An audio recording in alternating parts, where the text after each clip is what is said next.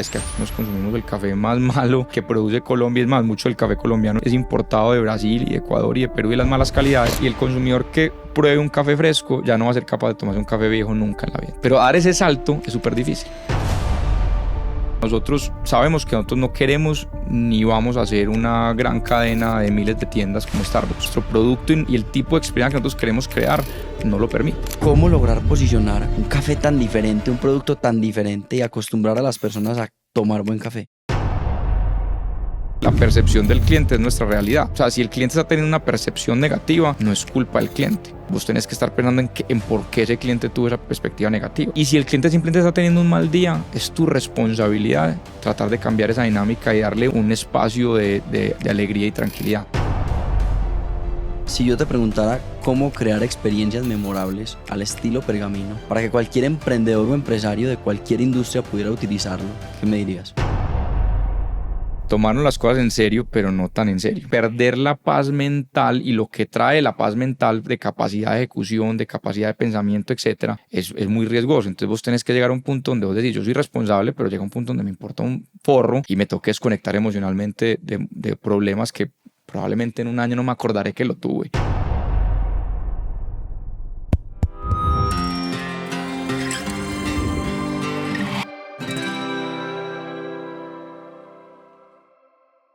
Bienvenidos a De Instinto, el podcast donde todos los lunes convertimos las huellas del éxito en herramientas para tu camino. Yo soy David Llano y hoy está de regreso por segunda vez Pedro Echavarría, socio y gerente de Pergamino, una empresa nacida en una finca cafetera que hoy es una de las marcas de café más queridas de Colombia, con tiendas propias, icónicas y exportaciones a todo el mundo. En este episodio aprenderás cómo competir contra gigantes sin parecerte a ninguno y cómo construir una marca que la gente reconoce y ama antes de que alguien se la explique. Pero ya estuviste en De Instinto, sabes que desde el primer episodio esta es tu casa y realmente fue un episodio no solo que nos gustó mucho a nosotros, sino que le gustó mucho a nuestro público. Pero igual empecemos contándoles un poco a las personas qué es Pergamino. Cuéntame, ¿cómo describirías a tu empresa hoy? Sí, no, mil gracias otra vez por la invitación. La verdad, la primera fue muy chévere y nos dio como mucho chance de entrar en conversar en ese negocio de café verde, que es un mundo que de pronto mucha gente no tiene como en la cabeza porque es un mundo apasionante. Pero bueno, no, otra vez acá, mi nombre es Pedro Echavarría, soy gerente de Café Pergamino, somos una empresa familiar integrada completamente desde las fincas y producción de café hasta la exportación o las tiendas especializadas donde vendemos ya el café en taza. Y bueno, un apasionado por el mundo del café y aquí aprendiendo todos los días de esta vaina. Pero cuando estábamos en conversaciones para saber de qué iba a ser el segundo episodio, que vos nunca te quedas sin tema, ¿cierto? Eso no es problema, pero... Si hablo un poquito más de la cuenta, me cortás ahí si es necesario. Me dijiste una frase que me pareció interesante, es que un productor de café termine vendiendo la taza es contraintuitivo. ¿Por qué? Es para muchas personas, digamos, obvio, pero en la realidad hay muchas cosas que lo hacen contraintuitivo. Entonces, o sea, yo creo que todo productor de café del mundo quisiera y sueña con vender su café en una taza final, porque si vos haces la matemática, vos estás diciendo, pucha, aquí el 90% del valor se lo está llevando la persona que vende la taza de café. Yo quiero ser parte de esa cadena de valor y no quedarme solamente en la materia prima. Pero la realidad es que cada eslabón de la cadena es tan diferente uno del otro que requiere una cantidad de capacidades y de conocimientos diferentes y son casi que industrias diferentes, así hagan parte de la misma industria, ¿sí me entendés? Cuando vos sos un productor, tu mundo es el campo, tu mundo es la agricultura, tu mundo es, digamos, como dice mi suegra, al sol y al agua con todo lo que eso trae. Mientras que vos vas escalando en la cadena y vos empezás a tener un tema mucho más industrial, un tema financiero diferente, vos tenés un tema de cuando entras ya a tiendas, tenés un tema de servicio al cliente, de operaciones. Son mundos que la verdad son completamente diferentes y eso fuimos dando cuenta nosotros cuando empezamos a tener esta idea de ver cómo nos integrábamos verticalmente. Nos empezamos a dar cuenta que teníamos que aprender de cero con cada eslabón de la cadena que íbamos subiendo pues, en la cadena de valor. Pero llámame desde ese momento que tomaron la decisión de empezar a vender la taza de café hasta el momento que tuvieron las primeras tiendas de Pergamino. ¿Qué capacidades tuviste que ir desarrollando y cómo se tuvo que ir desarrollando la empresa para poder lograr tener sus propias tiendas? Aquí no hubo nunca como que yo te diga, no, es que nos sentamos en un comité y tuvimos una gran visión de que ese era el modelo de negocio y que allá está el 90% del valor, entonces que íbamos a cuadrar todos los astros para poder llegar allá. Eso no fue así, eso fue mucho más coloquial y autóctono la forma en que llegamos a dar cada paso. Y todo en reversa también tiene mucho más sentido cuando uno lo mira de adelante para atrás. Pero mira, nosotros, como conté en el primer episodio, todo caficultor se enfrenta con una realidad muy compleja y es que el precio no depende de él. Estamos en un negocio de commodity, un negocio anónimo, un negocio donde el precio lo dictamina una bolsa extranjera que le afectan una cantidad de variables que están por fuera de tu control y eso crea una volatilidad de precios absurda y que lleva el precio al mínimo posible dependiendo de la oferta y la demanda, que eso lo hablamos un poquito en el primer episodio. Entonces vos ante esa realidad, con cero control sobre el precio que vas a vender tu producto, tenés una insostenibilidad económica profunda. Y ahí fue, digamos, la primera llamada de alerta donde dijimos, tratemos de ver cómo cambiamos ese modelo, cómo empezamos a entender cómo tenemos que vender nuestro producto para poder tener un valor que nos permita tener un ingreso por lo menos más estable y que nos dé una sostenibilidad del tiempo. Inicialmente también estaba, digamos, ese tema de ese ímpetu paisa de que el intermediario se la está ganando toda y que uno tiene que ganárselo el intermediario. Y en el mundo del café, pues eso es así. O sea, vos sos un productor de café, vos vendes tu café a un exportador, a un intermediario que puede ser una cooperativa, un exportador privado, etcétera. Y ya te desconectas de él, no sabes a dónde termina, no sabes a dónde va. Y eso fue lo que queríamos romper y fue el primer eslabón pues, que contamos en el podcast pasado. Pero una vez vos haces eso, vos empezás como a descubrir un mundo que no conocías antes, porque así vos hubieras podido viajar por otras razones o conocer el mundo de cafés de otras partes del país, hasta del mundo, mientras que no estés en la industria y sabes qué mirar y cómo mirarlo, pues ir a una tienda de café bonita en alguna parte del mundo no te va a decir mucho.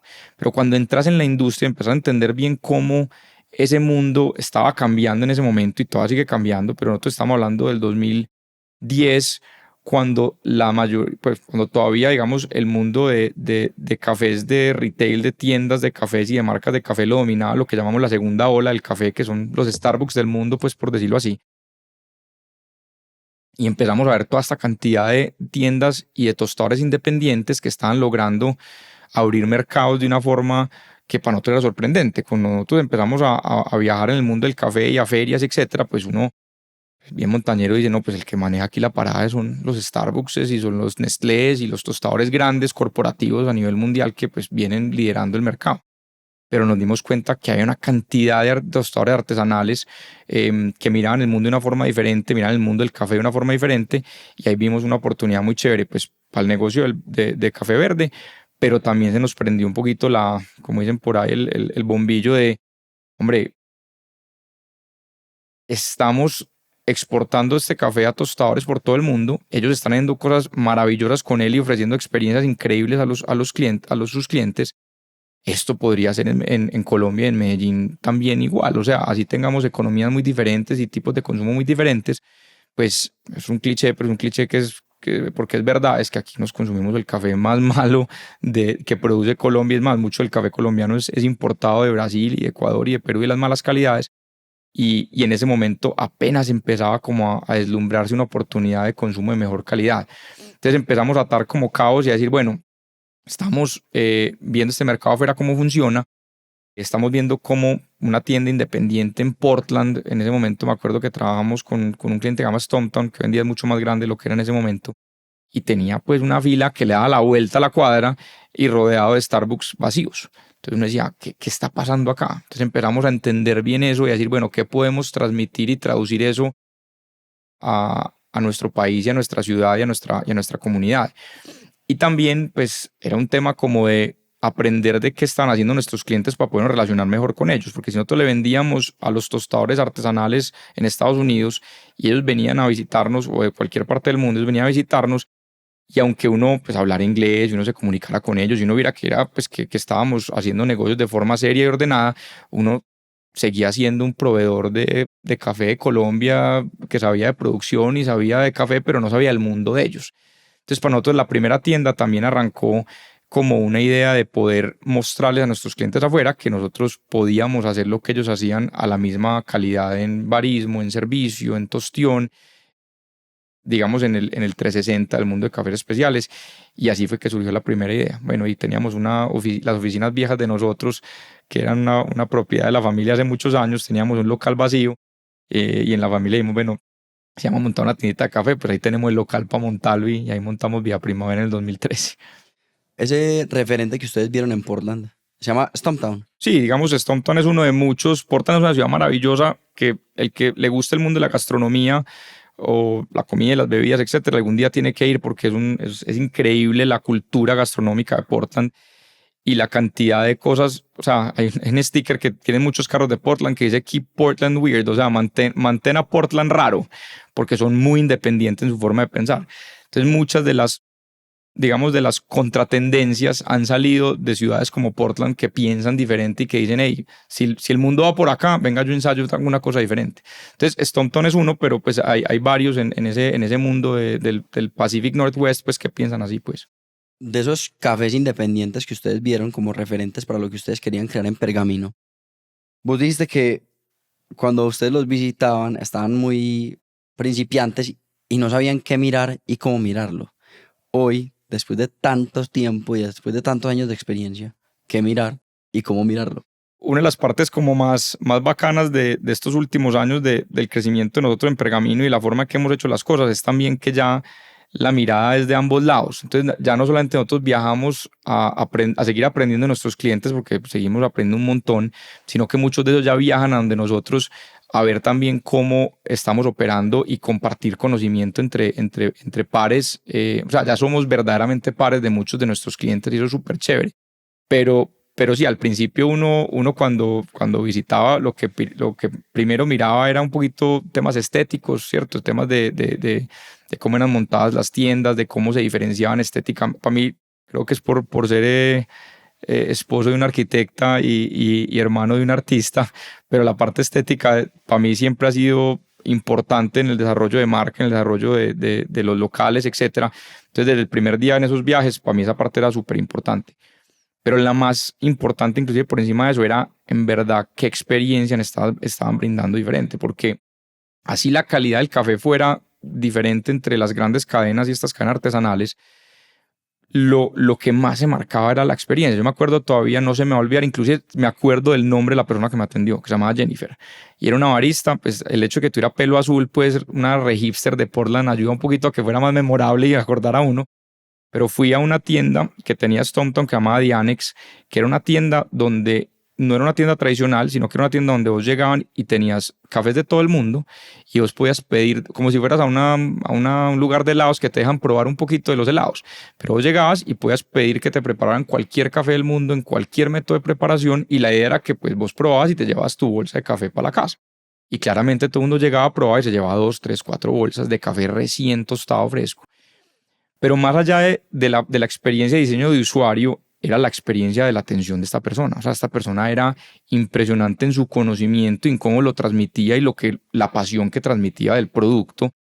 Y eso es una de las cosas que desde ese momento miro en cada visita que tengo, es cómo están logrando marcar la diferencia en la experiencia de cliente para que en verdad sea memorable la marca y el producto. Porque, y ahorita entraremos pues en eso, pero vos acordarte del producto en temas de gastronomía es más difícil de lo que uno cree, ¿cierto? Hasta en restaurantes de estrella Michelin, vos acordarte a qué te supo algo específico es difícil, pero vos de la experiencia completa no te olvidas, de lo que sentiste cuando entraste al lugar, de cómo te atendieron, de la mezcla de cosas del 360, la experiencia. Entonces, como te digo, ya, pues eso ha sido como un poquito la migración de cómo va viendo uno cuando viaja y no solamente al exterior, porque aquí lo hacemos un montón. Aquí en Colombia hay muchísimas personas ya haciendo, digamos, experiencias de gastronomía y de bebidas y de café y de comida muy, muy únicas. Pero es uno siempre cómo mira ese 360, cómo me hace sentir ese lugar y esa experiencia. Y eso fue algo que hicimos en ese momento. Pero ya también uno más amigo de los clientes y todo, uno dice, muéstrame el centro de distribución, contame cómo maneja el inventario, mostrame cómo es tu filosofía de contratación y educación. Por ejemplo, para nosotros el tema de educación es súper importante, entonces aprendemos un montón de nuestros clientes y esperamos que también nuestros clientes aprendan de nosotros. Entonces ha sido ahorita que hablábamos de la integración vertical, es muy gracioso porque cada cosa independiente es muy diferente. Entonces, ser productor de café es muy diferente a ser exportador, y ser exportador es muy diferente a ser tostador, y ser tostador es muy diferente a ser tendero, ¿cierto? Pero cuando estás en toda la cadena, tenés una cantidad de sinergias de conocimientos súper únicas, porque si vos fueras solo una tienda, vos cómo tendrías contacto con estas empresas locales o en el exterior que están haciendo este tipo de cosas y de las cuales puedes aprender un montón. Es súper difícil. O cómo, por ejemplo, nosotros como tostadores tenemos acceso a todos los cafés que tenemos para la exportadora y la red de 2.000 productores aliados por todo el país. Entonces empezar a tener una cantidad de sinergias, y hoy en día para nosotros la integración vertical es parte fundamental de nuestra estrategia. O sea, empezó como casi que una barrera, como algo difícil de hacer, algo que para nosotros era como más un sueño utópico que tenemos todos los productores, pero hoy en día, ya viéndolo hecho de la forma que lo hemos hecho, es en verdad una de las grandes como ventajas competitivas que tenemos a la hora de ser una marca de café. Hay un término que me gusta mucho que hemos estado explorando en los diferentes episodios que hemos grabado últimamente y los que han salido, y es uno que llama moat, que es como Sí, esta barrera alrededor del castillo. ¿Vos crees que esa integración vertical es parte del moat y esa barrera que protege a Pergamino de que lleguen competidores? Mira, es muy gracioso porque inclusive a la medida que crecemos nos ha tocado empezar a coger un poquito como esa caja de herramientas de las empresas un poquito más grandes, que hemos sido siempre súper escépticos de ellas, ¿cierto? O sea, es más, nosotros hoy no tenemos una misión y visión tradicional, ¿cierto? Cuando hablamos de planeación estratégica, a mí me empiezan a sonar como una cantidad de palabras medio clichésudas que suenan muy rimbombantes, pero que no te terminan ayudando en el día a día. Y he sido súper escéptico. Es más, eso ha sido, creo que, uno de mis grandes errores también como gerente de la empresa, porque creo que fui más escéptico de la cuenta. Yo siempre tengo una regla, que es que uno debe ser escéptico, pero no cínico, ¿cierto? O sea, uno siempre tiene que ser escéptico del conocimiento, de no tragar entero, pero nunca puede ser cínico en el sentido de dar por descontado que otro conocimiento no es válido o que es malo, etcétera. Y a mí con eso se me dio la mano. Me volví más cínico de la cuenta contra el mundo corporativo, ¿cierto? Que yo creo que nos pasa mucho de pronto a empresarios más medianos y pequeños, y hay un montón de valor en el conocimiento y en el know-how de estas empresas más grandes. Obviamente también hay una cantidad de cosas que uno no quiere ser, pero dentro de ellas, toda esta respuesta para hablar del tema de moat, hemos estado hablando mucho como internamente sobre las palabras, digamos, más tradicionales de propósito, estrategia, plan de crecimiento, etcétera, y cómo las entendemos bajo nuestra filosofía. Y hablando de estrategia, inclusive vos mirás la etimología de la palabra estrategia y es muy militar, ¿cierto? Viene de temas de la palabra griega, pues, de organizarse en el ejército. Y para mí eso es medio como contraintuitivo con el mundo empresarial, porque así vos tengas competencia, o el mundo empresarial está construyendo, ¿cierto? No está destruyendo. Y creo que pues, pueden haber empresarios que quieran y su función es destruir a la competencia, pero yo no creo en esa forma de ver el mundo de los negocios. Para mí el mundo de los negocios es la construcción, y la construcción colectiva, dentro de un equipo, dentro de una industria, dentro de una sociedad, dentro de un país. O sea, aquí estamos todos, pero hay competencia, y vos terminás definiendo una parte de lo que sos a la luz de esa competencia. Entonces, hablando yo no pienso tanto como en temas de barreras de entrada, porque no quiero pensar, o sea, me gusta mirar poquito para los lados en cuanto a ese tipo de cosas, pero sí estoy muy seguro que pues de la palabra estrategia, y lo que vos definís como estrategia es en verdad lo que vos sos capaz de hacer mejor que cualquier otro, y entender muy bien lo que vos no haces bien y lo que vos no querés hacer bien. O sea, dentro del mundo de lo que vos querés hacer, qué es lo que vos en verdad puedes hacer mejor. Y nosotros no es algo que diseñamos desde el día uno, porque esto no estuvo como planeado, pero es a la medida que vamos viendo la forma en que hemos evolucionado y lo que nos ha servido y lo que no nos ha servido. Nosotros nos hemos dado cuenta que una de las cosas que nosotros mejor hacemos es estar en un nicho de muy alta calidad, pero a una escala que es difícil para, digamos, el ultra especializado lograr, ¿cierto? Entonces, esto suena un poquito como gris, pero si vos lo ves en términos definidos, o sea, nosotros sabemos que nosotros no queremos ni vamos a hacer una gran cadena de miles de tiendas como Starbucks. O sea, es un sacrificio que ya sabemos que hacemos porque nuestro producto no lo permite. Nuestro producto y el tipo de experiencia que nosotros queremos crear no lo permite.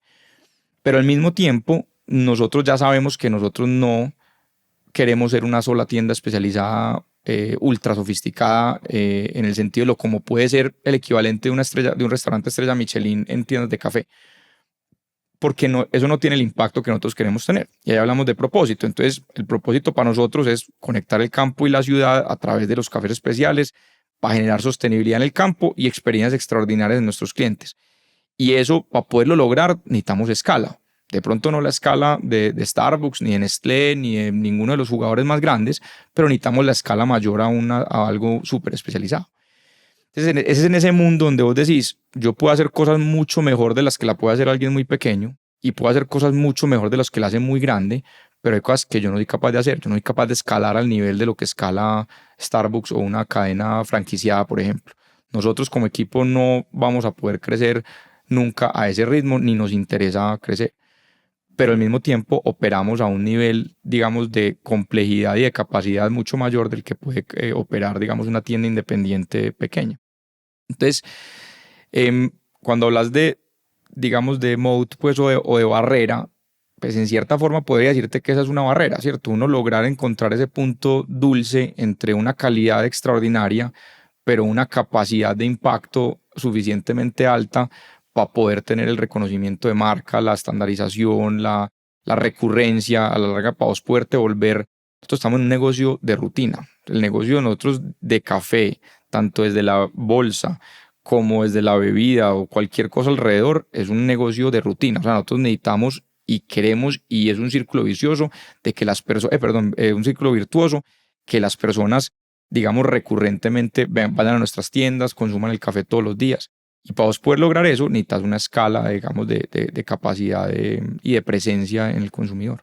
Definitivamente, cuando vos estás hablando de toda esta experiencia que han logrado crear con Pergamino y esa integración vertical que lograron, y de tener esa experiencia tan buena en la calidad del café, pero no tan especializada como uno de estos boutiques o locales muy pequeños de café, pues no se puede desconocer que todo eso fue un proceso. Y quiero que me lleves en ese viaje, en el proceso de esa primera tienda a las tiendas que tenés hoy, que pues es mi oficina, para los que no saben, yo voy demasiado a Pergamino. ¿Cómo fue el desarrollo de Pergamino para poder construir experiencias inolvidables y un lugar que sin tener que hablar o sin tener que ser ostentoso, se comunica y habla muy fuerte, porque la esencia de Pergamino se siente y todos los que vamos sabemos qué es Pergamino y cómo se siente Pergamino? Cuando uno mira hacia atrás otra vez, todo tiene más sentido, pero en el proceso de hacerlo, uno siente que va y viene mucho. Inclusive te lo ato con un tema donde, conectando con el tema de la integración vertical inicial, y es que nosotros cuando empezamos a ver, digamos, que había este mundo de café tostado y de tiendas, nosotros todavía no sabíamos cómo comérnoslo bien, ¿cierto? Es más, no sabíamos ni siquiera si podía escalar más allá de una sola tienda. Es más, la primera tienda no sabíamos si en verdad iba a ser exitosa, y los primeros meses me acuerdo de muchos días donde, pues como que yo decía, llegaron 7 personas, pero hay un tío, un amigo y un vecino que viene todos los días, entonces no pueden contar. Tuvimos 3 clientes nuevos, me acuerdo de eso perfectamente, y me acuerdo del día que abrimos y el caos y todo. Entonces, no, como te digo, ponerse otra vez en esos pies y pensar a futuro como para dónde íbamos era muy difícil, pero nosotros sí teníamos una ilusión, y era tratar de que en esa agregada de valor podíamos generar un negocio mucho más sostenible en el tiempo, ¿cierto? Que no dependiera tanto de los vaivenes del mercado, ni tampoco solamente del negocio de exportación, que hoy en día es un negocio muy lindo, que seguimos siendo una parte muy grande de la empresa, pero que depende de unos factores que están por fuera de nuestro control. Pero volviendo al tema de café tostado y de tiendas, digamos que hay ciertos hilos conductores que nos han llevado de ese sueño inicial a lo que somos hoy, y hemos aprendido un montón en ese proceso. Entonces, digamos, comámonos la pregunta por partes para poder crear y construir como esa idea de cómo hemos tratado o logrado tener esa identidad diferente cuando vos entras a un Pergamino. Entonces, por un lado, hablemos de producto. Entonces, nosotros siempre hemos estado y siempre vamos a estar anclados al café. El café para nosotros es nuestra razón de ser, es lo que nos apasiona como a nada, y es lo que está atado a nuestro propósito, que lo mencioné ahorita, de conectar el campo con la ciudad y volver sostenible, digamos, a toda esta comunidad de productores, tanto en nuestras fincas como en el resto del país. Entonces, ese producto nos concentramos mucho a hacerlo diferente inicialmente. Cuando empezamos hace ya casi pues, 14 años, no habían muchas ofertas de tiendas especializadas, no éramos los únicos claramente, pero no había una oferta, no éramos toda una categoría. Entonces todas estábamos en una fase muy inicial de educación, digamos, no educación al consumidor, pero sí de ofrecer al consumidor algo nuevo, algo diferente y ver cómo reaccionaba. Pero estamos muy concentrados alrededor del café y queríamos que nuestra marca estuviera muy alrededor del café. A la medida que fuimos creciendo, hemos venido creando como un universo de productos complementarios alrededor del café, siempre con muchísimo cuidado de que nos adicionen a la experiencia de la marca y nunca o sea, nosotros por más ventas no vamos a sacrificar la marca que tenemos. Y por ejemplo, la comida para nosotros fue un gran tema, que si quieres ahorita entramos más en el detalle de la comida, porque desde el primer día sabíamos que teníamos momentos del día donde podíamos vender más y tuviéramos más desayunos o más almuerzos o etcétera, pero no sabíamos cómo hacerlo bien y nos daba mucho susto que la marca y nuestra experiencia de cliente se viera afectada porque la comida o el servicio alrededor de la comida no estuviera al mismo nivel del servicio o la calidad del café. Y nos demoramos un montón para entrar al mundo de la comida. Creo que de pronto nos demoramos más de la cuenta, pero pues nos demoramos lo que nos demoramos y lo hicimos como lo hicimos. Pero fuimos creando ese universo de producto a la medida que podíamos sumarle a la marca de la experiencia. Entonces le adicionamos la comida, el tema del merchandising ha sido súper importante para nosotros en la construcción de marca y creo que cuando vos entras a una tienda de nosotros, más allá de lo que representan las ventas del merchandising, que no es insignificante, para nosotros es muy importante lo que le vendemos a la góndola. ¿Cuánto es en porcentaje? Es más o menos el 8% de las ventas totales de nosotros es merch. Pero de las ventas totales de Pergamino. De las tiendas, Ya. de las tiendas. Pero más allá de las ventas es la sensación de marca. Vos llegás y te conectas con la marca. O sea, nosotros lo que fuimos dándonos cuenta es que lo que decíamos ahorita, vos te conectas con la experiencia desde muchos ámbitos, desde el ámbito del producto, pero desde el ámbito de la estética del local y la arquitectura, desde la forma que percibís la marca a través del merchandising y si te parece algo bonito, bacano o no, así no lo compres. Y muy importante que fuimos aprendiendo a través de la vibra del servicio, ¿cierto? O sea, más allá del protocolo de servicio es la actitud y cómo te sentís vos con la interacción humana dentro de Pergamino. Entonces, fuimos desarrollando ese producto, pues hoy en día tenemos un producto que se complementa de forma muy diferente a lo que teníamos antes en temas de panadería, en temas de comida. Hoy en día la comida pesa un porcentaje pues, más importante de lo que era inicialmente en nuestras tiendas, tema de merchandising, etcétera. Pero el tema, por ejemplo, el otro hilo conductor es el tema del servicio. Entonces, una parte muy importante, como hablábamos ahorita, de tu experiencia en un restaurante, en una tienda de café, en cualquier inclusive en temas de retail que no tengan que ver con gastronomía, pasa por el servicio. Y la palabra servicio le cabe 3 buses, ¿cierto? La mayoría de la gente se pega de protocolos, se pega de Secret Shopper, se pega de NPS. Eso es un universo de cosas. Pero al final de cuentas son interacciones humanas, ¿cierto? Son personas interactuando con personas y con todo lo que eso conlleva emocionalmente, de forma comunicativa, todo lo que eso conlleva. Y eso hemos también aprendido un montón y no la tenemos todavía del todo desarrollada. O sea, hay un tema de cómo contratamos y qué tipo de personas buscamos para trabajar en Pergamino, qué ambiente laboral generamos dentro de las barras y cómo nos preocupamos de ese ambiente laboral de una forma obsesiva, porque cada vez que vemos un problema de servicio, muchas veces está ligado a un problema de un ambiente laboral temporal, de una pelea que tuvo alguien entre la barra. Aparte son ambientes de mucho estrés. O sea, una barra, la gente piensa que una barra de café es este lugar romántico donde uno está preparando y mira, pero pues un boleo en una barra de café tenés mucho estrés y eso es como una planta de producción just in time, con el cliente pidiendo y esperando el producto ahí mismo. Entonces, ese es la onda del servicio, algo que si quieres ahorita entramos más en detalle, pero es algo súper importante para nosotros y algo que es crucial a la hora de que vos cuando entres a Pergamino te sintas en Pergamino, ¿cierto? Y el tercero, que lo hablamos ahorita desde el punto de vista estético, es la parte de la arquitectura. Entonces, como te dije, nosotros desde el principio hemos tenido una sensibilidad por lo estético y por la arquitectura. Y esto está muy conectado pues al hecho de que mi esposa pues ha estado vinculada al desarrollo, digamos, de la arquitectura y la construcción de las tiendas desde que éramos novios. porque en esa época, pues cuando empezamos en Pergamino éramos novios, ya llevamos 17 años juntos, llevamos una vida entera juntos ya. Y también pues, mi hermano es fotógrafo y artista y tiene una sensibilidad estética profunda y desde el principio también hizo pues parte como ese desarrollo estético de local y de marca. Y a la medida que crecíamos nos dimos cuenta de dos cosas. La primera era que disfrutábamos demasiado el proceso de diseñar una tienda para estandarizar más de la cuenta. O sea, como que si estandarizábamos materiales, diseños, colores, decíamos, pues, pucha, qué aburrimiento, porque cada tienda es como un placer de buscar referentes, de buscar materiales, de ensayar cosas nuevas, de en verdad sorprender a nosotros mismos y a nuestros clientes con el ambiente.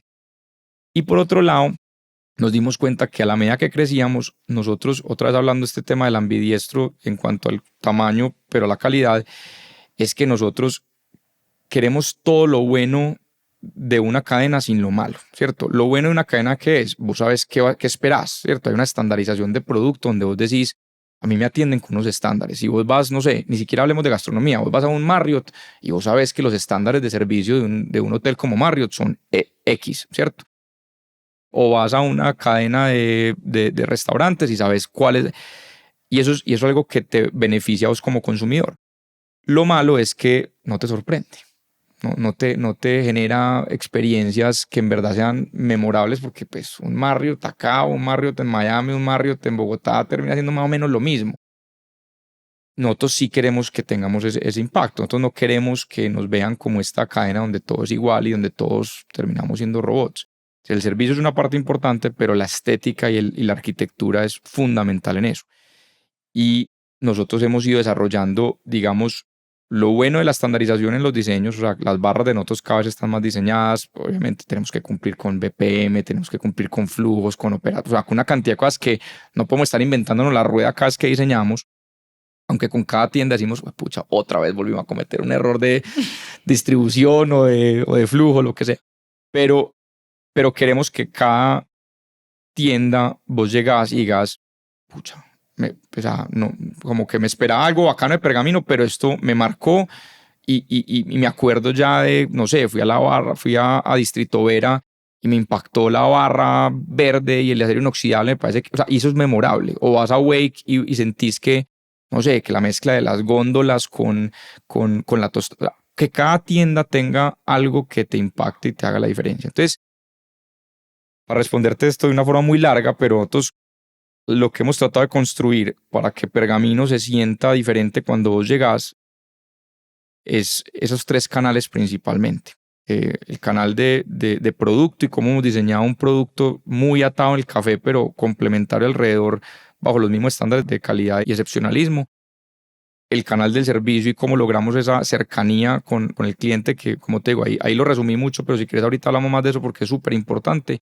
Y la parte, digamos, de la arquitectura y la estética, pues, y inclusive del merch, del diseño de empaque, el diseño de producto, que eso en verdad te marca una diferencia. La unidad más básica de cualquier negocio somos nosotros, las personas que trabajan todos los días por sacarlo adelante. Por eso nuestra prioridad debería ser nuestra salud física y mental. Así que para este episodio decidimos aliarnos con Celia, la startup de salud mental que conecta a las personas con su experto de salud mental ideal. En la descripción podrán encontrar un enlace para que puedan acceder a su primera cita de Celia con un 30% de descuento. Recuerden utilizar el código de Instinto. Ahora sí, te regreso al episodio. Hablemos del servicio. Hubo un concepto que me gustó mucho que dijiste que es más allá de todo este tema de manuales, de servicio y todo el asunto, es un tema de vibra de servicio. ¿Qué es la vibra de servicio y cómo crear una buena vibra? ¿De qué se trata tener buenas experiencias cuando se trata de atender a las personas? Aunque tenemos unos protocolos básicos de servicio, nosotros lo que tenemos son más unos principios y como algo que enmarca la forma de nosotros dar el servicio. Entonces, algo básico es nosotros somos súper cercanos. O sea, nosotros partimos de la base de ser cercanos. Si vos nos das una señal de que no querés esa cercanía, ¿cierto? La tenemos que leer inmediatamente y adaptarnos a esa, porque hay personas, digamos, personas que tienen una personalidad mucho más seria o personas de cierta edad que no les gusta esa cercanía. La tenemos que leer, pero nosotros partimos de la base que somos súper cercanos. Partimos de la base de que nosotros te estamos brindando a vos un espacio, digamos, yo siempre he dicho que una tienda de café es un espacio como público-privado, es como un centro comunitario, es como un parque de cierta forma, porque las personas llegan a Pergamino a hacer un montón de cosas diferentes, ¿cierto? Hay personas que van a trabajar, hay personas que van a leer, hay personas que van a estudiar, hay personas que van a hacer una reunión con amigos, hay personas que van a desayunar el fin de semana con la familia, hay personas que van a tener una cita amorosa, o sea, lo que vos querás le cabe a una tienda de café.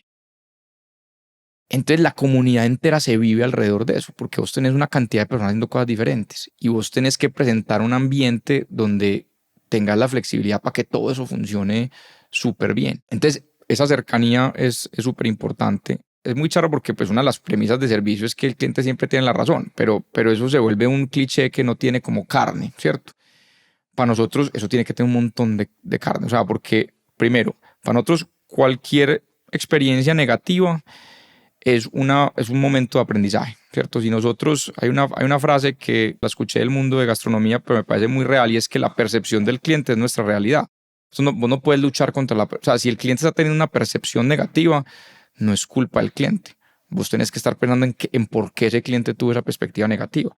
Y si el cliente simplemente está teniendo un mal día, es tu responsabilidad tratar de cambiar esa dinámica y darle una gotica de tranquilidad y felicidad, porque ves que las personas llegan, tuvieron un mal día, les pasó de todo mal. O sea, puede que la persona sea súper buena gente, pero ese día está de malas pulgas y cualquier cosita estalla en un problema.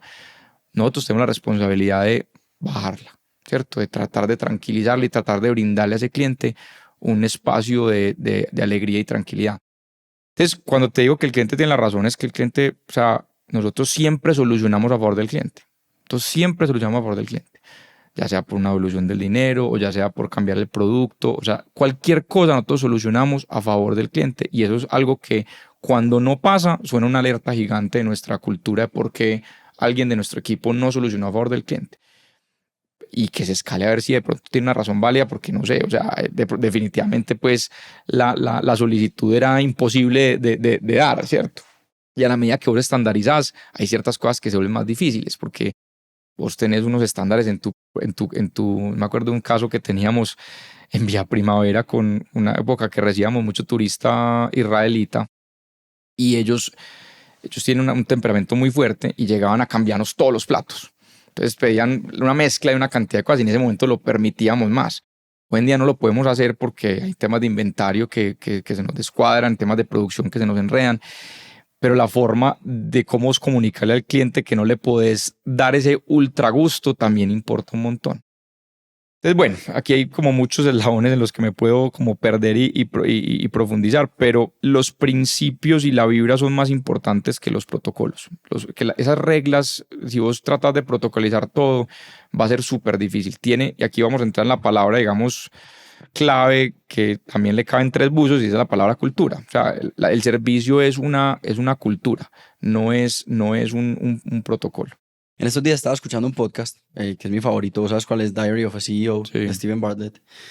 O ni siquiera un podcast, era una entrevista. Y el man decía que hay ciertas palabras que de tanto repetirlas pierden su peso. Por ejemplo, en su momento cuando se empezó a decir revolucionario, todos los periódicos y medios de comunicación empezaron a decir revolucionario. Y cuando la gente lo veía, abría así los ojos y decía, ¿cómo así revolucionario? Sí.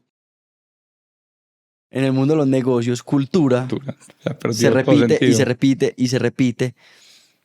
Y no es que haya perdido el sentido ni el peso, sino como que de pronto se pierde la relevancia, o se vuelve un término más. Háblame un poquitico de cultura y la relevancia en Pergamino. Un poquito lo que hablábamos con palabras como estrategia, propósito, pues son palabras que en verdad les cabe mucho en su definición. Y a veces se pierde como el sentido. Yo creo que cada empresa define su rango y su espectro donde quiere trabajar temas como cultura. Nosotros es una pregunta que nos hacemos constantemente, ¿cierto? ¿Cuál es nuestra cultura? ¿Cómo la podemos fomentar? ¿Cómo hay aspectos de la cultura que son positivos, otros aspectos que son negativos?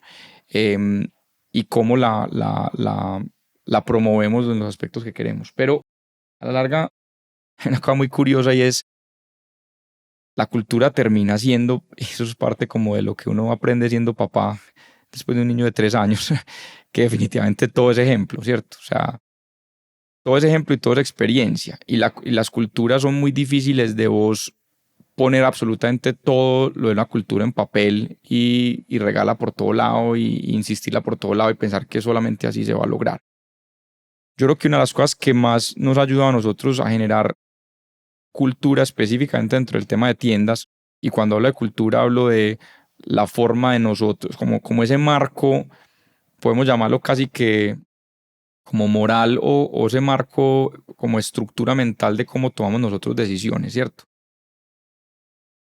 Y está muy ligado a varias cosas. La primera es, nosotros siempre hemos creído mucho en que todo nuestro equipo arranque como aprendiz y se vaya formando a ser administrador, por ejemplo, a nivel de tiendas. Y eso nos ha ayudado a que las personas que lleguen a ser administradores han pasado desde la posición de aprendiz, de barista aprendiz, hasta llegar a la posición de liderazgo. Obviamente con muchos vacíos de aprendizaje, de cosas, de habilidades duras que tratamos de apoyar, etcétera, pero ellos van creciendo inmersos completamente en el ejemplo que a su vez damos todas las personas que estamos, digamos, en una posición de liderazgo de la empresa. Y en su momento era, pues, muchos de nosotros metidos de cabeza y mano en las tiendas. O sea, yo creo que yo estuve muy metido en las tiendas hasta hace poquito, pues, donde uno llegaba y podía coger la caja o podía estar lavando platos o podía estar preparando café. Y así ha sido mucho parte de nuestro equipo, digamos, directivo en muchos eslabones de la empresa. Pero volviendo al tema de tiendas, esa forma de vos crecer haciendo y de vos crecer inmerso en el quehacer diario de nosotros, creo que nos ha ayudado a tener líderes operativos con una claridad muy grande en qué representamos nosotros, cuál es nuestro propósito, cuál es nuestra forma de hacer las cosas e impartirla, digamos, y compartirla con sus equipos y con los aprendices. Entonces, hoy en día, eso nos ha facilitado el crecimiento porque cuando vos arrancas una tienda, tenés una parte del equipo que tiene experiencia, una parte del equipo que es nuevo, una parte del equipo que de pronto lleva un par de meses, pero esa cultura se va a ir regando a través del trabajo en equipo y del liderazgo y el ejemplo que van dando las personas que más experiencia tienen. Entonces, vos, y otra vez, hay veces nos hace falta volverlo más explícito y tratamos, ¿cierto? Tenemos documentos que compartimos con el equipo, tenemos clubs de lectura que nos hacen cuestionarnos un montón ese tipo de cosas, tenemos un canal interno de comunicación de Instagram donde todo el equipo está y compartimos muchos videos como filosofando un poquito de esto para compartir nuestras ideas. Entonces, a la larga es muy difícil, yo creo que poner en blanco y negro esas palabras, es como poner en blanco y negro la cultura de Medellín o la cultura de Antioquia o la cultura colombiana. Vos puedes pensar en una cantidad de símbolos que te hacen unirte alrededor de una cultura, pero vos nunca la terminás definiendo hasta el detalle. Y yo creo que ahí es una parte importante. Vos tenés que dejar que la cultura sea ella misma, que ella vaya fluyendo y evolucionando, siempre obviamente con el monitoreo de que no hayan cosas malucas de cultura que se vayan a crecer, porque eso también puede pasar, pues. Pero una parte fundamental, no solo de la cultura, sino también del servicio, que era lo que hablábamos antes de empezar a ahondar en cultura, es qué tipo de personas entran a trabajar en nuestra empresa. Y algo que siempre me ha sorprendido de Pergamino es que a mí siempre me han atendido muy bien en Pergamino, siempre. ¿Cómo contratan en Pergamino y qué aprendizajes te has llevado a construir equipos cada vez que abres una tienda nueva? Te lo resumo a mí hay un economista del comportamiento pues que ya murió, pero que es pues la eminencia en ese sector, que se llama Daniel Kahneman. Y él, su primer trabajo como psicólogo fue desarrollar el proceso de selección del ejército israelita en los años, creo que 70. Y él desarrolló una metodología donde vos tenías un examen, digamos, psicológico, donde hacía una cantidad de preguntas. Ese examen te daba una respuesta blanco y negro, pero el entrevistador tenía la decisión final si pues, si esa persona podía estar en el ejército o no, o podía escalar en el ejército. Y era cerrar los ojos 3 segundos y simplemente dejar que su instinto le dijera sí o no.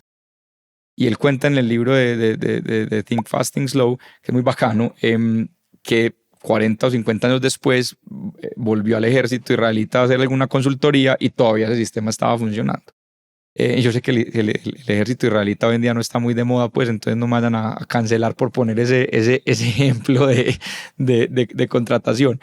Pero a la larga lo que quiero decir es que vos en la contratación tenés que mezclar esos dos mundos de data y de instinto, y más que todo cuando se trata de personal pues, que va a tener una carga importante en su interacción con clientes y en el tema de su servicio.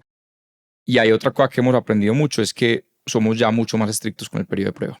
Porque en el periodo, o sea, vos en un proceso de entrevista vas a tener una capacidad limitada de poder conocer a la persona. Y todavía nos falta un montón de desarrollar habilidades para poder mejorar esa decisión inicial de contratación. Pero vos en los primeros 2 meses sí te das cuenta. Y vos tenés ciertas cosas que son innegociables. Y para nosotros, por ejemplo, un tema innegociable es, digamos, la actitud a la hora de trabajar en equipo. Si vos sos una persona que coloquialmente podremos llamar tóxica, ¿cierto? Que te gusta el conflicto, que te gusta el comentario sarcástico, eso cuando ponen en riesgo el trabajo en equipo, eso no funciona. Entonces ahí tenemos que tener pues, aparte de las cosas más obvias, no llegaste a trabajar, no sos responsable, pues las cosas obvias de por qué no pasa un periodo de prueba. Nosotros tenemos un montón de paciencia, por ejemplo, con el conocimiento. Nosotros no te vamos a decir que no pasaste el periodo de prueba porque no aprendiste un montón en los primeros 2 meses y no nos pasaste todos los exámenes de conocimiento en 2 meses. No. Entonces, con el conocimiento somos mucho más pacientes y sabemos que se demoran mucho más en coger. Pero con temas de actitud y personalidad no podemos ser pacientes porque, primero que todo, cambiar esas actitudes es muy difícil. Y segundo, son temas que sabemos que van a crecer y van a crear problemas grandes en nuestro ambiente laboral y por ende en nuestro servicio. Entonces, el servicio no es solamente contratar a alguien que es sonriente y que tiene buena vibra. El servicio es mezclar esos datos con feeling y ese periodo de prueba muy claro para vos poder saber cómo va. Hemos mencionado durante varias ocasiones en el episodio la importancia de crear experiencias memorables y quiero que te salgas un segundo de los cafés, de los puntos de venta de Pergamino. Si yo te preguntara cómo crear experiencias memorables al estilo Pergamino para que cualquier emprendedor o empresario de cualquier industria pudiera utilizarlo, ¿qué me dirías? Ese tema de experiencias memorables, pues el que mejor lo pone es este libro de Hospitalidad Irracional que te mencionaba, que habla mucho de cómo los restaurantes de estrella Michelin hacen unas locuras para poder hacer esas experiencias memorables, ¿cierto? Entonces, pues si vos mencionas en la comida que, no sé, estás viajando por Chicago y que se te olvidó probar el deep dish pizza pues tradicional de Chicago, el mesero va a escuchar eso y va a salir corriendo a encontrar la mejor deep dish pizza de Chicago y se la va a dar al chef del restaurante para que te la organice de una forma pues, más especializada, más diferente y te la traigan de sorpresa. Eso entre mil cosas pues que es capaz de hacer que entre otras hay una serie de televisión muy bacana que se llama The Bear, que habla mucho de eso, pues porque la recomiendo al que esté en el mundo gastronómico, véase The Bear, que es muy bacana. Volviendo al tema, vos sabes que en escala pues vas a tener ciertas limitaciones, digamos, de lo que vos puedas hacer, pero vos nunca podés perder las ganas y la capacidad de sorprender, ¿cierto? Y de hacer cosas que que, que definitivamente nadie te estaba pidiendo. Nadie te estaba diciendo, por favor. O sea, cuando vos querés crear una experiencia memorable, vos no puedes hacer algo que te están pidiendo en una encuesta de tus clientes, pues, o en un panel de clientes. Vos tenés que ser capaz de hacer algo diferente y forzar, digamos, a tu equipo y a la empresa y a lo que haces para poderlo lograr. Entonces, te pongo, digamos, un ejemplo que puede ilustrar un poquito más. Nosotros tenemos un café que se llama el 1%, el 1%. A la medida que nosotros crecemos, nosotros mantenemos unos estándares que son incambiables. O sea, nosotros tenemos estándares de frescura que no cambian, unos estándares de la calidad sensorial de nuestro café que no cambian. Pero, por ejemplo, cuando vos tenés cierta escala, hay unos lotes muy pequeños de café que llegan a nuestra mesa de catación que son súper difíciles de poder llevar a el cliente final, ya sea en exportación, porque pues un cliente extranjero no te va a comprar 35 kilos de un café verde porque logísticamente cómo se lo haces llegar, pues de pronto por FedEx, pero al cliente va a hacer sus etiquetas de mercado. A nadie le sirve un lote de 36 kilos. Y vos en una tienda vos decís, pero es que 36 kilos o sea, ¿cuántas bebidas es eso? O sea, no funciona. Entonces nosotros hicimos un producto que se llama el 1%, porque son cafés que puntúan por encima de 87 puntos. Son cafés de lotes muy chiquitos. Nosotros creemos que es el 1% del 1% de la caficultura colombiana, el 1% siendo especialidad y el 1% siendo este 1%. Entonces son lotes diminutos que a nosotros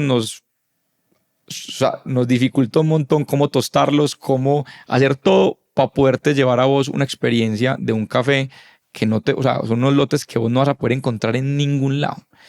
Y que a la medida que crecemos, pues la gente va a decir, pero vos ya sos más grande, vos cómo vas a ofrecerme un café tan especial, tan único, porque pues los tirajes de los productos de nosotros son más grandes. Entonces vos tenés que forzar, digamos, la organización un poco a poder decir cómo producimos este producto que inclusive, si nosotros no tenemos pues un gran financiero en la empresa, pero si tuviéramos un gran financiero nos dijera, eso no tiene TIR. Pues eso vos vas a poner a trabajar al equipo de diseño, al equipo de producción, al equipo logístico para vender 150 bolsitas de cafés ultra especiales. Sí, porque esas 150 bolsas extraordinarias van a marcarle el día a nuestros clientes de poder tomarse algo que de otra forma no se le han podido tomar. Otro ejemplo sería, por ejemplo, nuestro calendario de Adviento, que el calendario de Adviento está de moda, ¿cierto? Ya muchas marcas tienen calendario de Adviento, temas marcas de maquillaje, marcas de muchas cosas. En café hacer un calendario de Adviento bien hecho es súper difícil, porque son 24 cafés diferentes que en verdad sepan diferentes, todos de Colombia. Entonces tenés que tener una red de proveedores suficientemente grande. Tostarlos es súper difícil y empacarlos en unas bolsitas chiquitas es una manualidad increíble. Y hacerlo en escala es súper difícil. Pero si lo haces bien, sorprendes al cliente y lo logras meter en un viaje por Colombia a través de 24 cafés diferentes. Entonces, para responderte la pregunta, es como vos a la medida que creces, tenés que todavía ser capaz de pensar en pequeño muy bien. Y es algo que para nosotros hace parte, como cuando hablamos un poquito de estrategia y de nuestros pilares de estrategia, es vos tenés que enmarcar el crecimiento con las capacidades necesarias para crecer, pero nunca puedes dejar de pensar en pequeño. O sea, vos nunca puedes dejar de pensar en la experiencia específica, vos nunca puedes dejar de pensar en un producto que sorprende y que diferencie, y nunca puedes dejar de hacer esas cosas que han sido las cosas que nos han marcado a nosotros desde el principio. Por más que crezcamos, nunca podemos dejar de hacer eso. Habla un poquito más de ese libro de Hospitalidad Irracional, porque cuando hablábamos en la llamada previa, no crean que lo había mencionado en el episodio, no se había mencionado. Me contaste que es un libro que les marcó mucho la forma en la que ustedes atendían en Pergamino y hacían las cosas. ¿Qué tenemos para aprender todas las personas que somos apasionadas por los negocios de ese libro? A nosotros, inclusive hicimos club de lectura en la empresa, pues alrededor del libro, porque nos pareció muy chévere. Y hay muchas cosas que aprendimos y muchas cosas que, digamos, que resonaban con lo que ya habíamos aprendido a través de todos estos años, pues, de trabajo. Pero te lo resumen en varias. Aparte que los gringos son los berracos para poner en blanco y negro muchas cosas que para el resto del mundo son un poquito etéreas. Los gringos son súper prácticos. Los gringos te vuelven cualquier teoría compleja un step by step. Yo tenía un profesor en la universidad que era del Medio Oriente, y el man hablaba que si él podía decir algo que diferenciaba a los gringos era la historia de Jim Carrey, que Jim Carrey empezó a ser comediante porque se quedó sin trabajo y alguien le ha dicho que, pues, que el man tenía un buen sentido del humor. El man se fue para la biblioteca a leer libros de cómo contar chistes, y así fue que empezó sus primeros stand-up comedies. Pues el know-how es súper importante, pero bueno, me fui por una tangente gigante. Entonces este libro, digamos, un poquito del know-how que hay detrás de restaurantes de más alta calidad. Pues esta es la historia de Eleven Madison Park, pues, que fue en su momento el mejor restaurante del mundo y un restaurante, creo que hoy en día, 3 estrellas Michelin. Y es la historia de una persona que lo terminó manejando y terminó siendo socio del negocio. Y él habla de muchas cosas. Parte de lo que más nos concentramos es, digamos, esa capacidad de el conocimiento del corporativo con el conocimiento del restaurantero. Que a la larga el restaurantero lo puedes hacer el símil con el emprendedor tradicional en cualquier industria. Y hablamos un poquito ahorita de la tensión entre el mundo corporativo y el mundo emprendedor o empresario, pues más pequeño, más mediano. Y es que él cuando empezó a crecer en el mundo de los restaurantes se dio cuenta que había tal pasión por el producto y por el servicio, pero que no había estructura detrás para poder garantizar que ese producto y ese servicio fuera repetible y escalable. Entonces él había tenido la experiencia en trabajar en una empresa gastronómica a escala gigante en Estados Unidos y, y había tenido la experiencia de trabajar con un chef muy famoso en Nueva York y fue capaz de lograr mezclar los dos mundos para poder crear en el restaurante del Levenson Madison Park, pues una experiencia de nivel de restaurante Michelin, pero con la estandarización y la escalabilidad y digamos la capacidad operativa del mundo corporativo. Y para nosotros eso, volviendo a lo que hablamos ahorita de nuestra estrategia y lo que nosotros somos, eso es súper importante porque nosotros a la medida que crecemos es cómo mantenemos esa diferenciación y esa especialidad en el producto, en el servicio, esa singularidad, pero somos capaces de rodear eso alrededor con una estructura que nos permita escalar de forma organizada. Y eso va desde compras, logística, manejo de inventarios, manejo de proveedores, talento humano, contabilidad, son todo la estructura que la gente no ve, que hay detrás de una operación de retail gastronómico como la nuestra.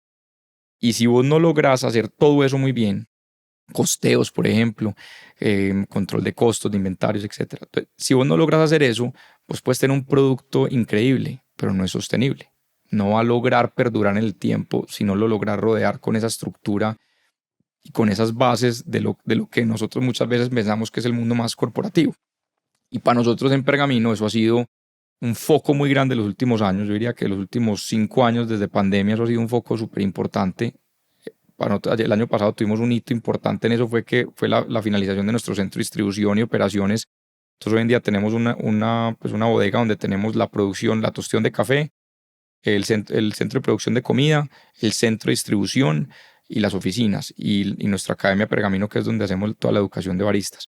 Y nosotros queremos ser en gran medida el único proveedor de nuestras tiendas, de lo que no sea absolutamente fresco, pues de lo que no, el Fruver y la panadería que nos la lleva los proveedores a las tiendas, pero todo el resto viene en nuestro centro de producción. Y eso requiere una cantidad de estructuras que aquí me estoy yendo por una tangente que si quieres ahorita volvemos a eso. Pero volviendo al tema de hospitalidad racional es cómo vos construís estructuras alrededor de un producto y un servicio increíble. Y bueno, y a partir de eso, pues también está el tema de cómo ellos hablan. Inclusive hay una frase que también me gustó mucho, que ellos hablan mucho de lo en el servicio, en la hospitalidad, que es blanco y negro y que es a color, ¿cierto? Entonces, porque ahorita que hablamos de servicio, pues tienes que empezar a encasillar un poquito el servicio en diferentes puntos, porque hay una parte del servicio que es operación, ¿cierto? Vos querés cuando vos pensás en servicio, querés que la fila se mueva rápido, querés que el producto salga rápido y bajo los estándares de calidad rápido, querés que te recojan los platos cuando es el caso, querés que la operación funcione, más allá del producto, que la operación funcione. Eso es lo blanco y negro.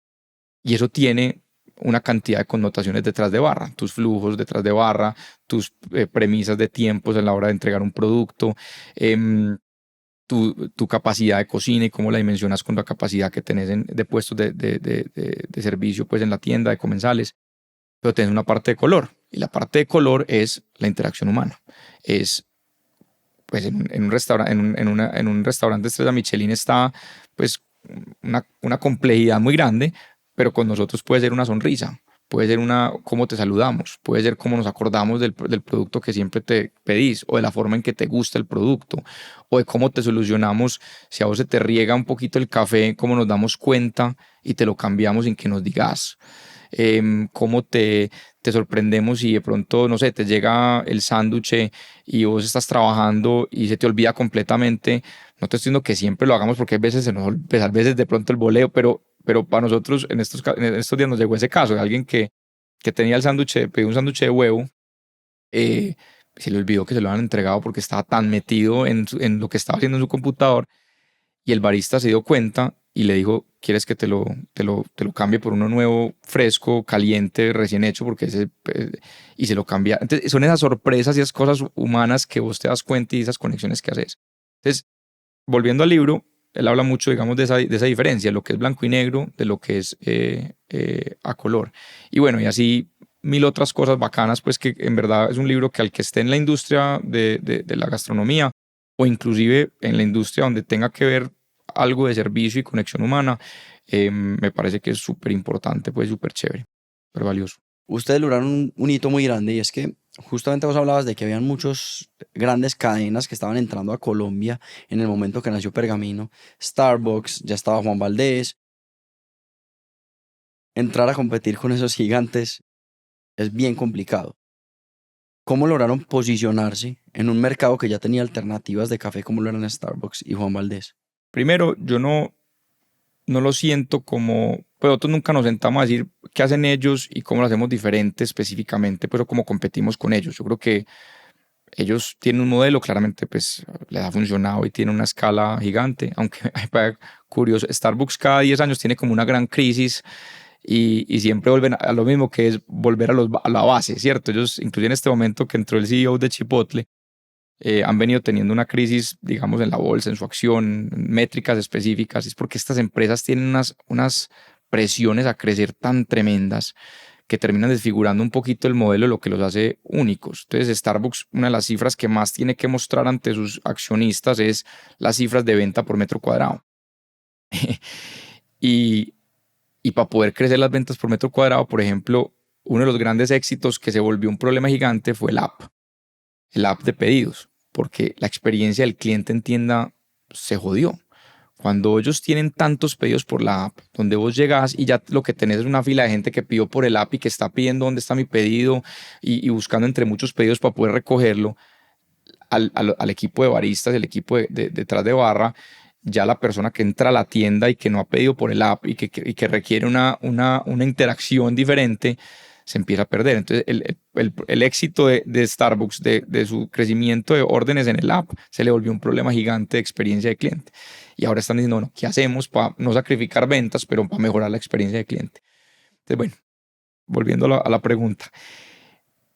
Nosotros siempre nos hemos preguntado mucho más es por qué queremos hacer y cómo nosotros y qué somos capaces de hacer bien, más de cómo nos diferenciamos de una gran cadena. Como te decía, yo ya mirando hacia atrás y nosotros mirando hacia atrás, ya sabemos que hay cosas que hacemos diferentes y que nos han funcionado hacerlas diferentes, pero no partimos de la base de definirnos a nosotros en luz del otro. Nosotros quisimos definir a nosotros a luz de nosotros mismos, de lo que queríamos lograr y de iterar el producto y el servicio al punto de que los clientes nos seleccionaban y entonces nosotros, yo creo que volvemos un poquito otra vez a lo mismo. Nosotros yo creo que estamos logrando, a la medida que crecemos, juntar lo mejor de los dos mundos. O sea, nosotros logramos juntar lo increíble y lo único del mundo artesanal en calidad de producto, en experiencia de cliente, con la capacidad operativa y la capacidad, digamos, de negocio que tiene alguien más grande como Juan Valdez o como Starbucks. Pues claramente aquí nos falta un montón. No me estoy comparando en la capacidad operativa administrativa que tienen estos mamuts, pues, pero sí lo hemos pensado desde el punto de vista de que nosotros, como te decía ahorita, tenemos que crear la estructura para poder que esa experiencia de producto y servicio único sea escalable. De pronto no al nivel de las grandes cadenas. Entonces, como te digo, nosotros ya sabes, entonces nunca nos hemos querido poner una cifra de tiendas a abrir o que nosotros podemos abrir tantas tiendas o X tiendas, aunque a la medida que vos creces y de lo que tenemos que aprender del mundo más corporativo es a que esa planeación sí debe hacerse a cierto nivel. Vos sí tenés que planear a mediano plazo y a corto plazo para poderte organizar alrededor de tu estrategia. No puedes simplemente pues ir tomando decisiones independientes sin un hilo conductor claro, pero vos nunca podés poner en riesgo lo que a vos te hace único. Y eso lo descubrimos cuando éramos pequeños y no lo vamos a dejar a perder a la medida que crecemos. Y eso es producto, eso es servicio, eso es marca, eso es agilidad, eso es un montón de cosas. Entonces, como te digo, nosotros no nos definimos a partir de la competencia, pero sabemos que hay un ambiente competitivo y que tenemos que tener unos estándares y una diferenciación clara y creo que ya cada vez sabemos cómo hacer ese juego mejor, pues. Hablando de ese primer hilo conductor que los permitió llegar a crear esa esencia de Pergamino, ustedes tuvieron un reto enorme y es que no solamente llegaron a abrir una nueva línea de negocio para la empresa y comenzaron a competir en un mercado saturado. Ese no fue el caso, sino que ustedes llegaron a competir con un producto completamente diferente a lo que la gente estaba acostumbrada a consumir. Porque como vos lo dijiste, todo el mundo en Colombia consumía el café malo, café que ni siquiera era colombiano, sino que traían de otros países y eran los sobrados. ¿Cómo lograr posicionar un café tan diferente, un producto tan diferente y acostumbrar a las personas a tomar buen café? Si vos me preguntas a mí cuál fue como el gran riesgo que nosotros tomamos, y no solamente nosotros, sino todos los que arrancamos en cafés especiales en ese momento y que seguimos y que sigue siendo un riesgo, porque obviamente el mundo de cafés especiales sigue siendo un nicho cada vez más grande, pues sigue siendo un nicho pequeño. Y era arriesgarse a hacer algo verdaderamente diferente en el producto que le estábamos ofreciendo al cliente. Y cuando me digo de verdaderamente diferente, porque vos cuando dices algo mejor, pues, ¿a qué querés decir con algo mejor? Pongámoslo de forma, digamos, más específica. Nosotros, ¿qué riesgos corrimos cuando entramos a diseñar nuestro producto de café tanto en bolsa para consumir en casa como nuestras bebidas en tienda? Primero, nosotros queríamos, y hoy en día sigue siendo una premisa fundamental, y es tostiones más bajas. Eso suena como un tecnicismo, pero eso cambia completamente la percepción del producto. Los tostadores tradicionales y las grandes cadenas tuestan muy alto, y tuestan muy alto para homogeneizar la materia prima. ¿Qué significa eso? Tuestan alto es el proceso de tostión del café. El café es una semilla que nosotros tostamos en unas máquinas. Cuando lo tostas muy alto, vos empezás a sentir sabores amargos más fuertes, como el sabor quemado de cualquier producto que quemás. Y cuando vos tenés un amargor más alto, te bloquea la experiencia sensorial y ya no sentís nada de la materia prima que hay debajo. Si vos te comes, no sé, un pedazo de carne quemado, pues no vas a sentir si esa carne era de una calidad excepcional o una calidad pues mediocre, es una carne quemada, por poner un ejemplo pendejo pues.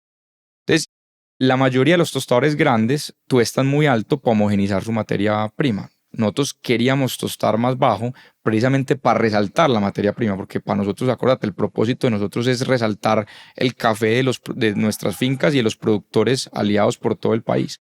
Entonces, para nosotros eso era innegociable. Nosotros queríamos una tostión más baja que resaltar la materia prima. Pero todo el mundo decía, no, a la gente no le va a gustar eso. A la gente le gusta el amarguito. A la gente le gusta el café que es amargo y que te da el choque porque la gente asocia como que el amargo con la cafeína, digamos en el sentido de que te despiertas, eso no es verdad. Entonces nosotros nos la jugamos con una tostión mucho más baja. Y para nosotros, en ese propósito de calidad, sabíamos que el café tenía y tiene que ser fresco. El café tiene que llegar a tus manos con, ojalá, pocos días o pocas semanas de tostión. Eso para los grandes es súper difícil y no está en su mindset. Para ellos es un tema de mantenga inventario, mantenga abastecidos los canales. El café no se demora 1 año y medio para dañarse en góndola. Entonces, pues, ¿qué importa si llega a supermercados con 1 mes o 2 meses? Para nosotros, la frescura era súper importante. Y a la medida que crecemos, hemos tenido que estructurar un montón de cosas para poder proteger esa frescura. Y el tercer eslabón es la forma en que lo preparamos. Nos tomamos más tiempo. Entonces vos juntás esas 3 cosas. Una tostión más baja que está sorprendiendo al cliente. El cliente está esperando algo diferente. Entonces tenés que esperar que a la medida que vos le mostres un producto diferente y le expliques por qué es de mejor calidad y lo vaya esa persona adquiriendo ese sentido, ya después de volverse es imposible. Entonces el consumidor de café que pase de tostiones altas a tostiones más bajas y se acostumbre a eso, ya no es capaz de volver a tomarse un café quemado. Y el consumidor que pruebe un café fresco ya no va a ser capaz de tomarse un café viejo nunca en la vida. Entonces pero dar ese salto es súper difícil. Y es más, ahorita les hablo un poquito de quién da ese salto primero. Y el tercer eslabón es la forma en que nosotros preparamos en tienda. Entonces, a diferencia de la greca, que el café ya está listo siempre, ahí requemado todo el día en la máquina, o esas máquinas de espresso que puede tener cualquier restaurante o cualquier tienda de café, pero que nadie la sabe cómo utilizar, no la han limpiado nunca en la vida, cualquier persona se mete a tratar de hacer un espresso. Cuando no hay respeto por el conocimiento detrás de la preparación, se pierde el producto. Y nosotros queríamos que hubiera ese respeto, y por eso desde el principio hemos sido muy enfocados en la educación de nuestro equipo de baristas, en la educación de cómo compartimos ese conocimiento con clientes para que lo preparen en casa. Pero eso tiene un sacrificio y es tiempo. Pues en Pergamino te demoras más que en Starbucks y que en Juan Valdez por una bebida, y eso es una realidad. Entonces vos, acuerden que toda estrategia tiene sacrificios. Nosotros sacrificamos muchas cosas en la estrategia inicial de qué producto queríamos nosotros tener.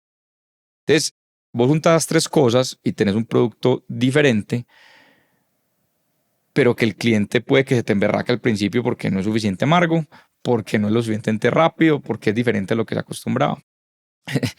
Em, y eso es un lujo que los chiquitos nos podemos dar.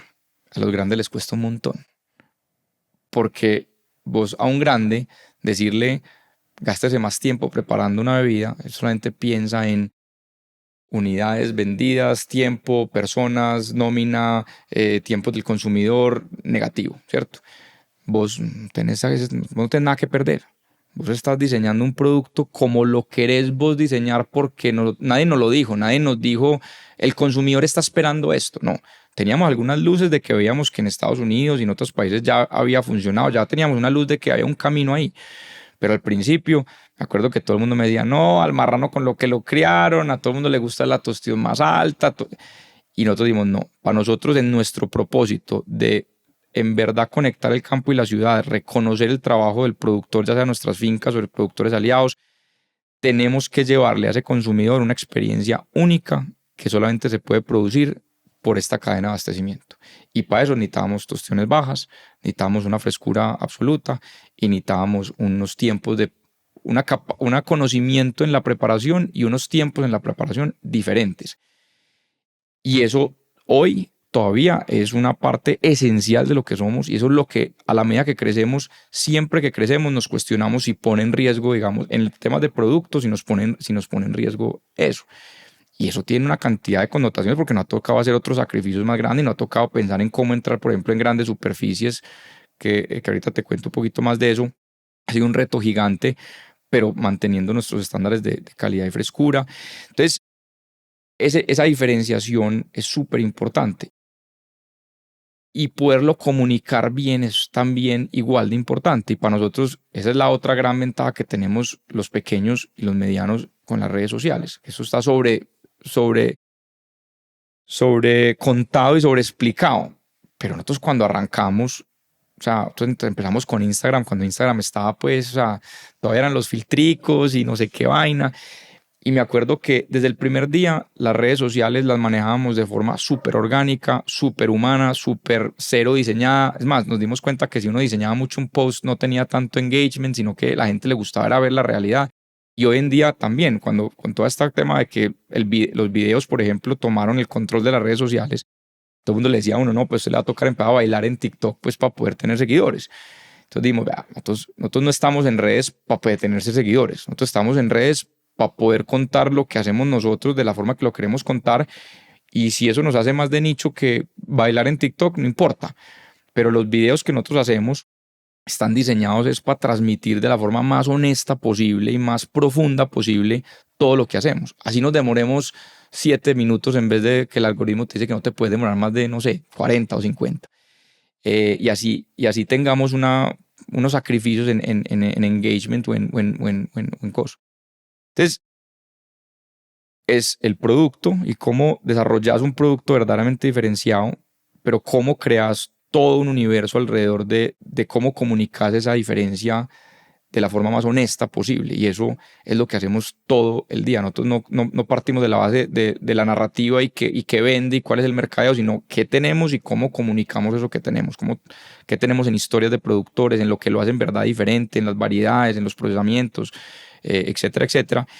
Y se vuelve el reto de decir, en un país cafetero, ¿cómo logras cambiar la cultura de consumo de café? Y eso obviamente no lo hacemos solo, lo hacemos como industria y como un eslabón de la industria de especialidad, tratando de cambiar ese mercado tan grande que es el mercado de café en Colombia. Que entre otras, otra vez, el mercado de especiales es chiquito, pero yo siempre digo, yo prefiero ser bueno en un mercado pequeño que va creciendo que ser mediocre en un mercado gigante que va decreciendo. Y hoy en día el mercado de cafés de calidades inferiores va decreciendo. El consumo de cafés en Colombia de calidades inferiores, de cafés consumos, de pasillas, está decreciendo. Unas tasas chiquitas, pero está decreciendo. Mientras que en el mundo de los cafés especiales está creciendo a pasos agigantados porque somos muchos en la industria cambiando el mindset del consumidor. Y eso es en verdad donde hay que correr los riesgos de verdad. Si estás aquí es porque te interesa aprender sobre negocios y crecimiento personal. Todas las semanas nos sentamos con las mentes más brillantes para descifrar su receta de éxito. Si no quieres perderte ningún episodio y quieres apoyarnos, la manera más sencilla de hacerlo es suscribiéndote al canal y activando la campanita. Lo puedes hacer dando clic en el botón de abajo o escaneando el QR que vas a encontrar en pantalla. Ahora sí, de regreso al episodio. A medida que ustedes fueron abriendo diferentes tiendas, pues obviamente se fue subiendo la complejidad de todo. Pero también obviamente empezaron a facturar más y eso les dio una oportunidad de explorar cómo seguir creciendo. Y en los últimos años Pergamino ha crecido impresionantemente. Yo no sé cuáles sean las tasas de crecimiento año a año de los últimos años o cómo ha crecido entre los últimos 5 años en comparación con los anteriores. Pero quiero entender para vos, como gerente, ¿qué ha sido lo más complicado de manejar y de navegar ese crecimiento? ¿Qué consejo le darías a esos emprendedores o empresarios que están manejando empresas con unas tasas de crecimiento importantes e intentando buscar soluciones y avenidas para manejar ese crecimiento?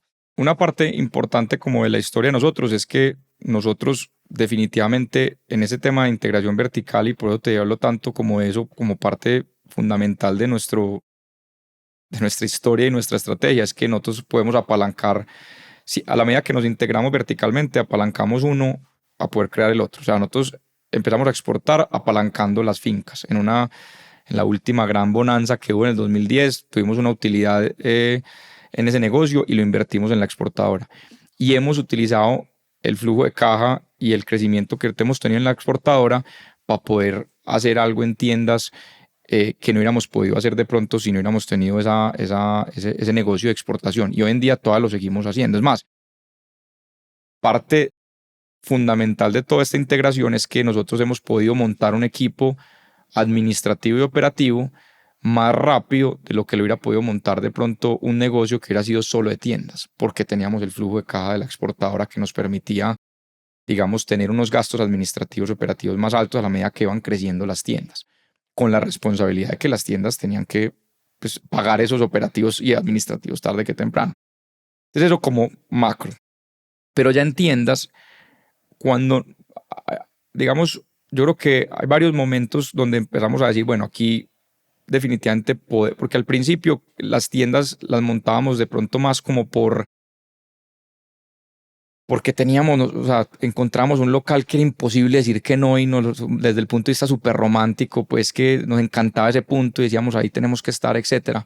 Pero el modelo era rentable, pero todavía no era como, no era fácil de decir esto sí definitivamente es escalable y esto tiene un retorno X y esto tiene porque a la larga hay mucho romanticismo en esto, pero tiene que haber un tema de retorno. Vos tenés que hacer unas inversiones en unos montajes que son unas inversiones altas y vos tenés que saber que tenés un flujo de caja del futuro que va a pagar esas inversiones.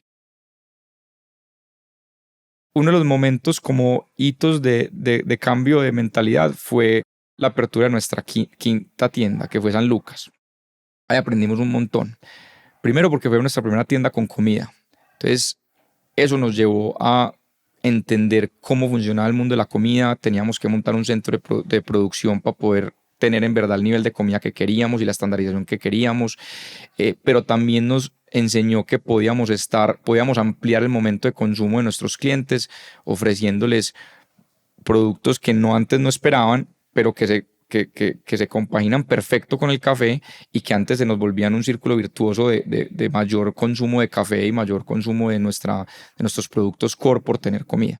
Entonces eso cambió, digamos, nuestra economía de tienda, porque nosotros nos subieron, digamos, el ticket promedio, nos subieron las ventas por tienda, nos permitió pensar en que éramos capaces de ser competitivos con restaurantes a la hora de pagar un arriendo, de tener un equipo de tantas personas, etc. Y de diluir los costos fijos pues en más ventas. Pero el otro fue que, me acuerdo, estaba abriendo esa tienda, nosotros abrimos la tienda en medio de un caos solo comparable con el caos de nuestra primera tienda que fue Vía Primavera, donde no teníamos ni idea de nada, ¿cierto? Pero en la apertura de San Lucas, que a la larga la abrimos en pandemia, tomamos el arriendo pues y montamos la tienda en pandemia y apenas nos abrieron ya teníamos la tienda para abrir. Yo ni entiendo cómo tomamos esa decisión en ese momento, pero nos encanta el romanticismo del local. Nos ofreció un local hermoso que nos encantaba en ese edificio de San Lucas y tomamos la decisión. Pero operativamente estábamos muy colapsados. Entonces éramos en la media de la apertura sin suficientes personas para operar, con Paula, que es nuestra directora de tiendas, en la caja registradora. Yo entre lavado de platos y tratando de atender a una cliente que estaba molesta porque su pedido se le ha demorado 50 minutos. Otra persona tratando de hacer entrevistas para contratar, otra persona en el equipo de tiendas haciendo entrevistas para contratar más personal. Entonces empezamos a decir, bueno, aquí con la complejidad de la comida, con la complejidad del volumen, con la complejidad de todo se nos está saliendo un poquito de control. Y lo atamos a algo que habíamos empezado antes de San Lucas, que era, digamos, empezar a pensar nuestros procesos administrativos de forma más ordenada. Estábamos montando un ERP que nos ayudaba a manejar inventarios, nos ayudaba a manejar un módulo de producción para poder tener costeos de producción más específicos. Y en pandemia, nosotros ya teníamos la página web, pero en pandemia la página web creció un montón, como le creció a todo el mundo, y nos tocó montar un centro de distribución para poder, digamos, operar esa página web diferente a como lo hacíamos antes, que lo hacíamos desde la tostadora, desde nuestro centro de producción.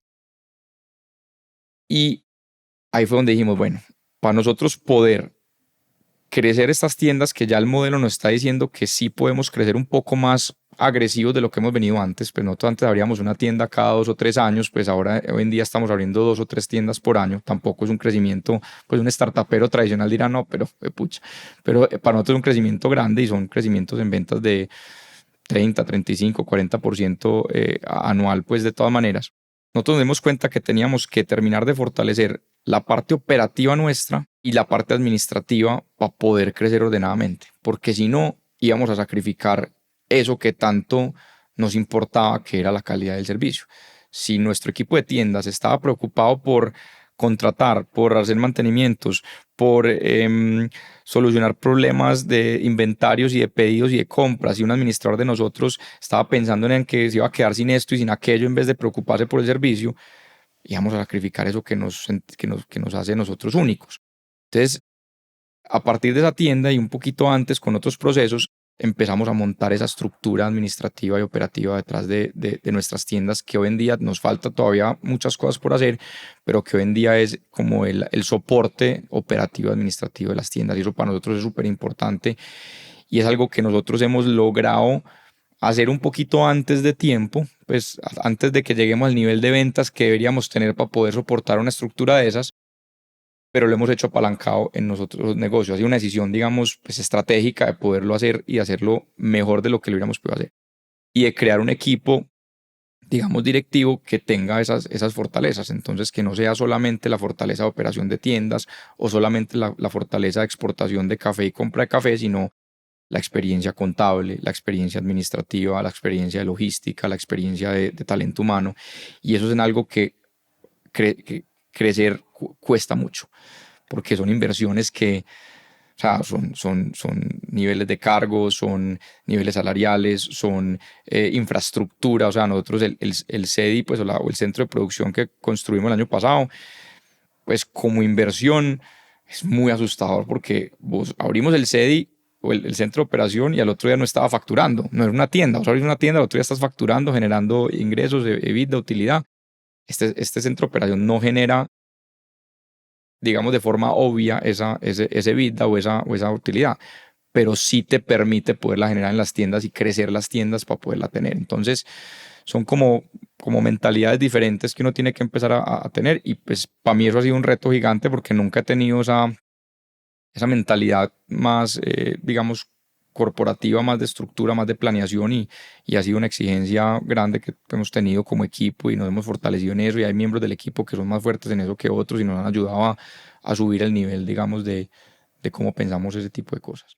Pero existen episodios muy cronológicos donde vamos de A a B, de B a C, de C a D. Hay episodios donde hay un universo de cosas y las vamos explorando de a poco. Yo creo que este es uno de esos casos, pero quiero terminar el episodio regresando a algo que hablamos al principio, que es de estrategia.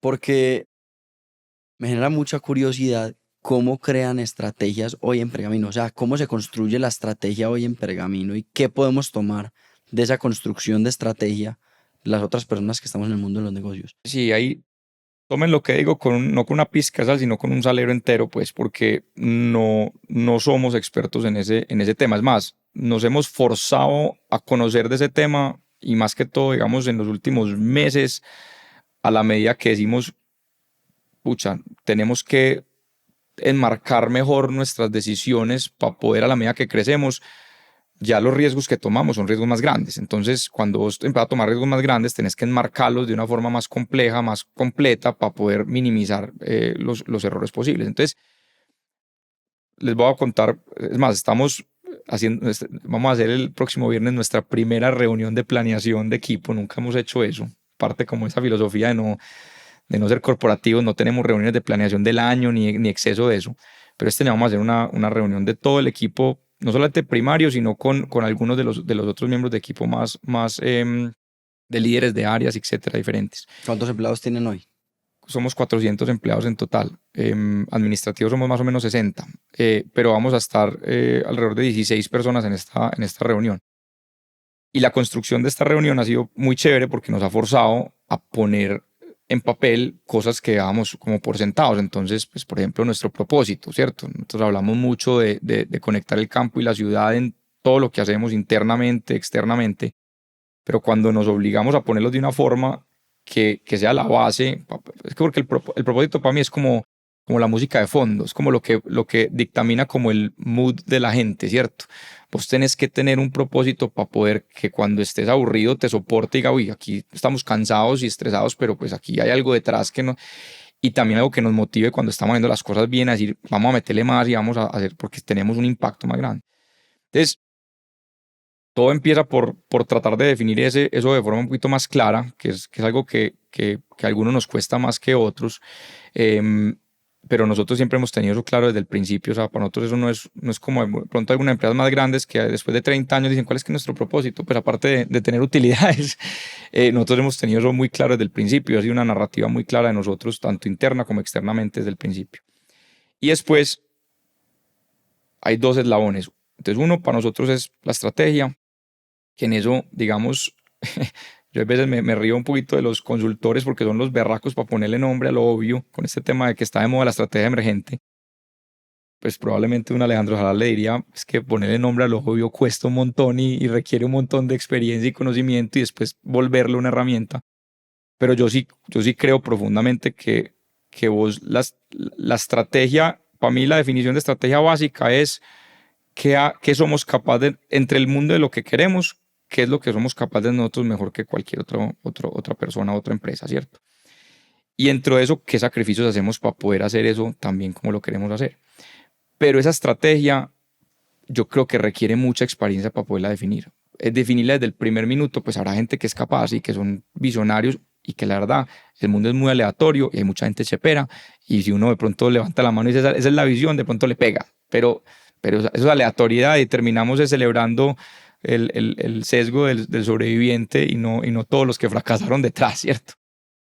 Pero yo creo que para mí una cosa fundamental de la estrategia es en verdad mirar la experiencia, mirar qué te ha dicho a vos el negocio y mirar hacia atrás y construir eso. Y para nosotros, como lo he dicho en varios momentos pues, en este podcast, es a nosotros la experiencia nos ha dicho que lo que nosotros hacemos muy bien es apalancados en esa integración vertical. Nosotros somos capaces de hacer a una mayor escala que el artesanal. Somos capaces de proveer un producto y un servicio de una calidad infinitamente superior de la que es capaz de hacer el gigante, ¿cierto? Y eso así en todas nuestras líneas de negocio, no solamente en las tiendas, eso lo hacemos en nuestra exportadora, lo hacemos en nuestra línea de negocio de producción de café. Si vos ves, hay una recurrencia en eso. No es un plan maestro, pero ya sabemos que lo hacemos bien. Y si vos lo pones lo pones explícito, ya te empiezan a marcar una cantidad de decisiones. Te pongo un ejemplo: grandes superficies. Piensa en Éxito y Carulla y Jumbo y La Vaquita y supermercados. Digamos, diferente al canal tradicional que llaman, que son las tienda. Nosotros tenemos una gran ventaja como marca y es que en el mundo que estamos, vos puedes apalancar la marca que haces en las tiendas, la puedes apalancar por otros canales. La mayoría de los restaurantes no pueden hacer eso. Pues puede ser un restaurante el berraco, pero pues vender en un supermercado tu producto pues no es tan fácil. Nosotros, como somos un producto de alta recurrencia de consumo por fuera de los puntos de venta, sino en la casa, pues podemos llegar al cliente a través de muchos otros canales, e-commerce y grandes superficies. Pero vos llegar a grandes superficies te empieza a exigir digamos, mentalidades diferentes de operación. Entre ellas es cómo logro yo poder estar en un canal mucho más masivo sin perder mi frescura y perder mi diferenciación de lo que ha hecho su producto excepcional y diferente. Entonces, para nosotros grandes superficies, por ejemplo, fue organicémonos para entregarle al supermercado cafés recién tostados. O sea, nosotros recibimos la orden del éxito, tostamos contra la orden y al otro día el éxito está recibiendo el producto. Eso normalmente no lo hace los grandes, porque los grandes tienen inventarios de producción de varias semanas o varios días o varios meses hay veces. Nosotros nos organizamos para que porque la otra parte de la estrategia es cómo te organizas vos para que la estrategia funcione. Entonces vos te tenés que organizar para poder cumplir esa estrategia. Nos organizamos haciendo una cantidad de sacrificios en producción para poderle entregar el éxito súper fresco. Lo otro que hacemos es, nosotros le garantizamos a cualquier cliente que si encuentra una bolsa de nuestro café con más de un mes de tostión en una góndola de supermercado, la compra, nos manda la foto, no nos tiene que mandar la bolsa, con mandarnos la foto de la factura y su dirección le mandamos una recién tostada. Y eso, ojo, un producto que no se ha vencido. Ese producto no se ha vencido, ese producto le falta 1 año y medio para vencerse. Pero ya después del mes, nosotros nos sentimos cómodos con un café consumirse entre los primeros 2 meses. Pero si vos te lo compras al mes, ya tenés menos tiempo de consumir, ya la experiencia ha bajado. Entonces nosotros damos la garantía. Entonces nosotros decimos, vamos a atacar el mundo de grandes superficies, pero sin sacrificar nuestra estratégica, pero para poder apalancar nuestro propósito, porque nuestro propósito es conectar a más personas, más consumidores, con más productores de cafés especiales. Y si no estamos en grandes superficies, no estamos cumpliendo nuestro propósito. Entonces, vuelvo a lo mismo, ¿cómo no soy diminuto para poder, o sea, y no tengo nada contra las personas que deciden ser ultra artesanales y quedarse con una tienda y quedarse con, me parece maravilloso. Es más, hay veces mi sueño de retirarme es como volver a eso y volver a una sola tienda. Pero en lo que hacemos nosotros queremos tener más impacto y es parte de nuestra vocación. Entonces vos unís propósito con estrategia, con cómo te organizas para ejecutar esa estrategia y qué sacrificios y qué decisiones tomás para poder ejecutar esa estrategia. Entonces, el último eslabón, que ya te lo estoy mencionando, es vos tenés planeaciones de crecimiento, porque vos, el propósito, ojalá nunca lo cambies. Pues vos, o sea, hay gente que cambia de propósito y está bien, pero pues para nosotros, ojalá nosotros nunca cambiemos. Eso es lo que nos mueve a nosotros, lo que nos hace despertarnos todos los días. La estrategia es lo que hemos aprendido, que hacemos súper bien, pero esa puede cambiar. Puede que en 5 o 10 años veamos que el mercado, la realidad nos hizo cambiar. Pero es estable y digamos es un pilar. La última es los planes de crecimiento. Esos son mucho más versátiles y son mucho más cambiantes. Otra vez, estamos hablando de un mundo que cambia súper rápidamente y vos te vas dando cuenta de qué funciona y qué no funciona. Entonces, por ejemplo, en este momento tenemos un debate grande de, aparte de lo que ya hacemos súper bien, si vamos a seguir creciendo, y otra vez la pregunta de para qué crecer, para nosotros crecer está muy ligado a nuestro propósito, no a un tema de un hito de cuántas tiendas y cuánta facturación y cuánto tiene que... Nosotros, sin desmeritar a los que tienen inversionistas o los que están en bolsas, nosotros no somos una empresa familiar que mira esto a súper largo plazo. Entonces nosotros no tenemos un inversionista detrás diciéndonos, usted tiene que crecer a tal tasa o tiene que llegar a tal hito. No, entonces crecemos a la medida que somos capaces de proteger lo que hacemos diferente, lo que hacemos bien. Pero en los planes de crecimiento, pues empezar a debatir. Entonces, por ejemplo, nosotros tenemos un tema de expansión geográfica. Entonces, o sea, queremos abrir por fuera de Medellín.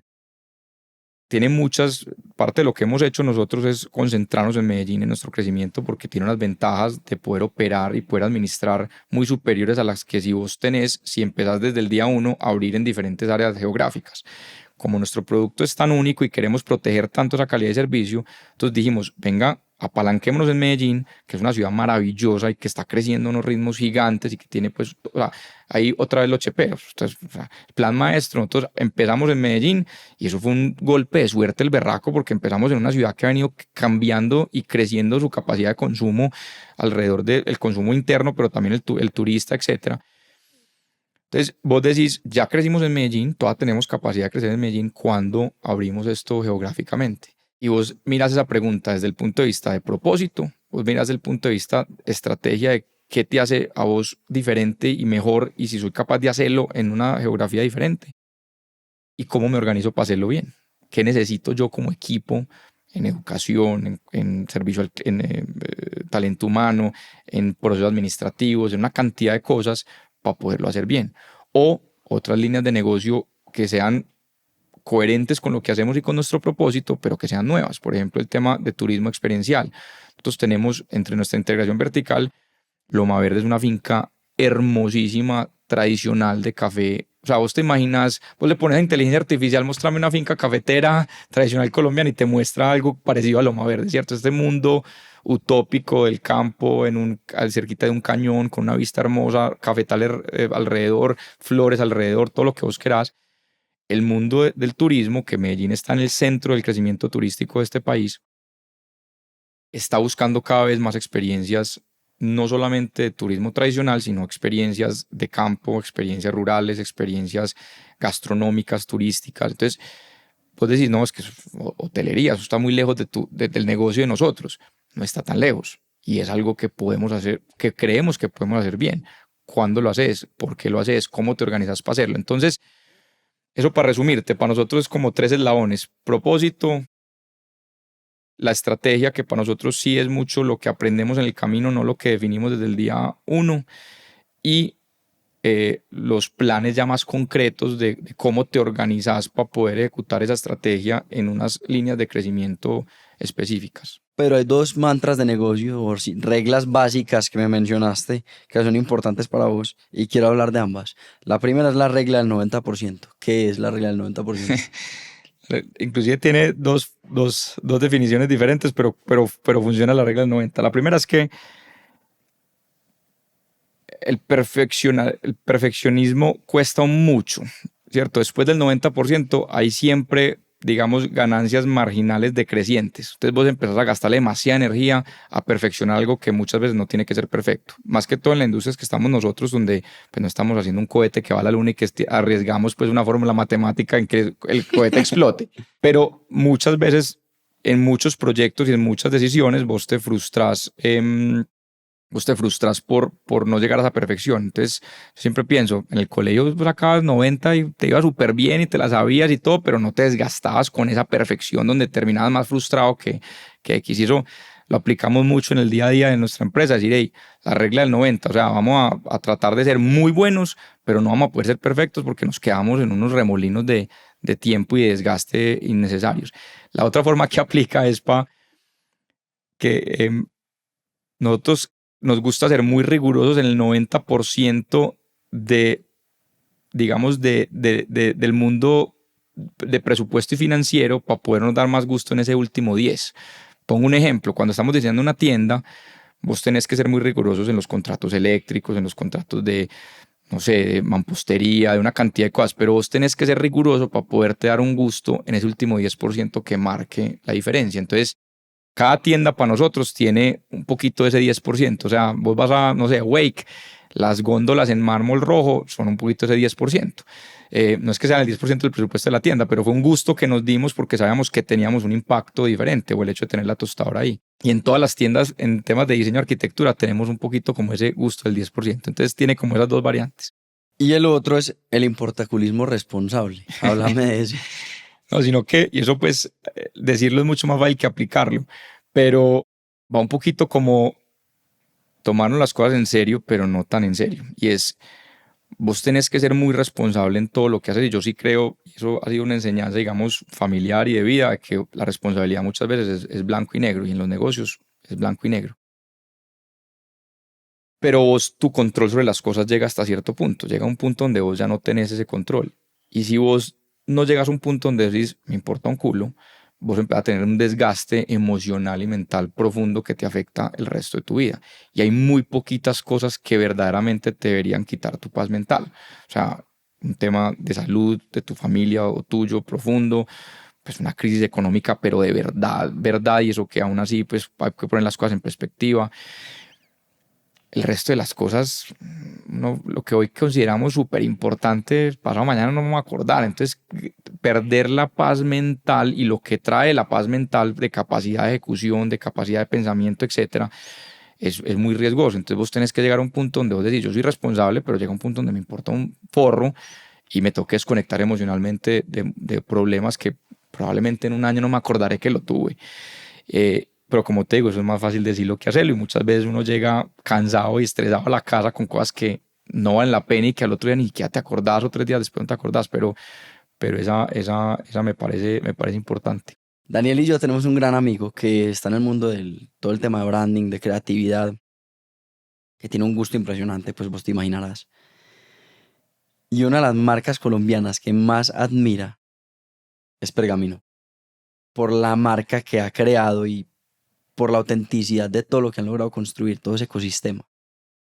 ¿Cómo ha sido ese proceso de construcción de marca para lograr llegar al punto donde la gente que más sabe de marca en el país se enamore de una marca como Pergamino? Quiero decirle al amigo que muchas gracias, que le agradezco el piropo.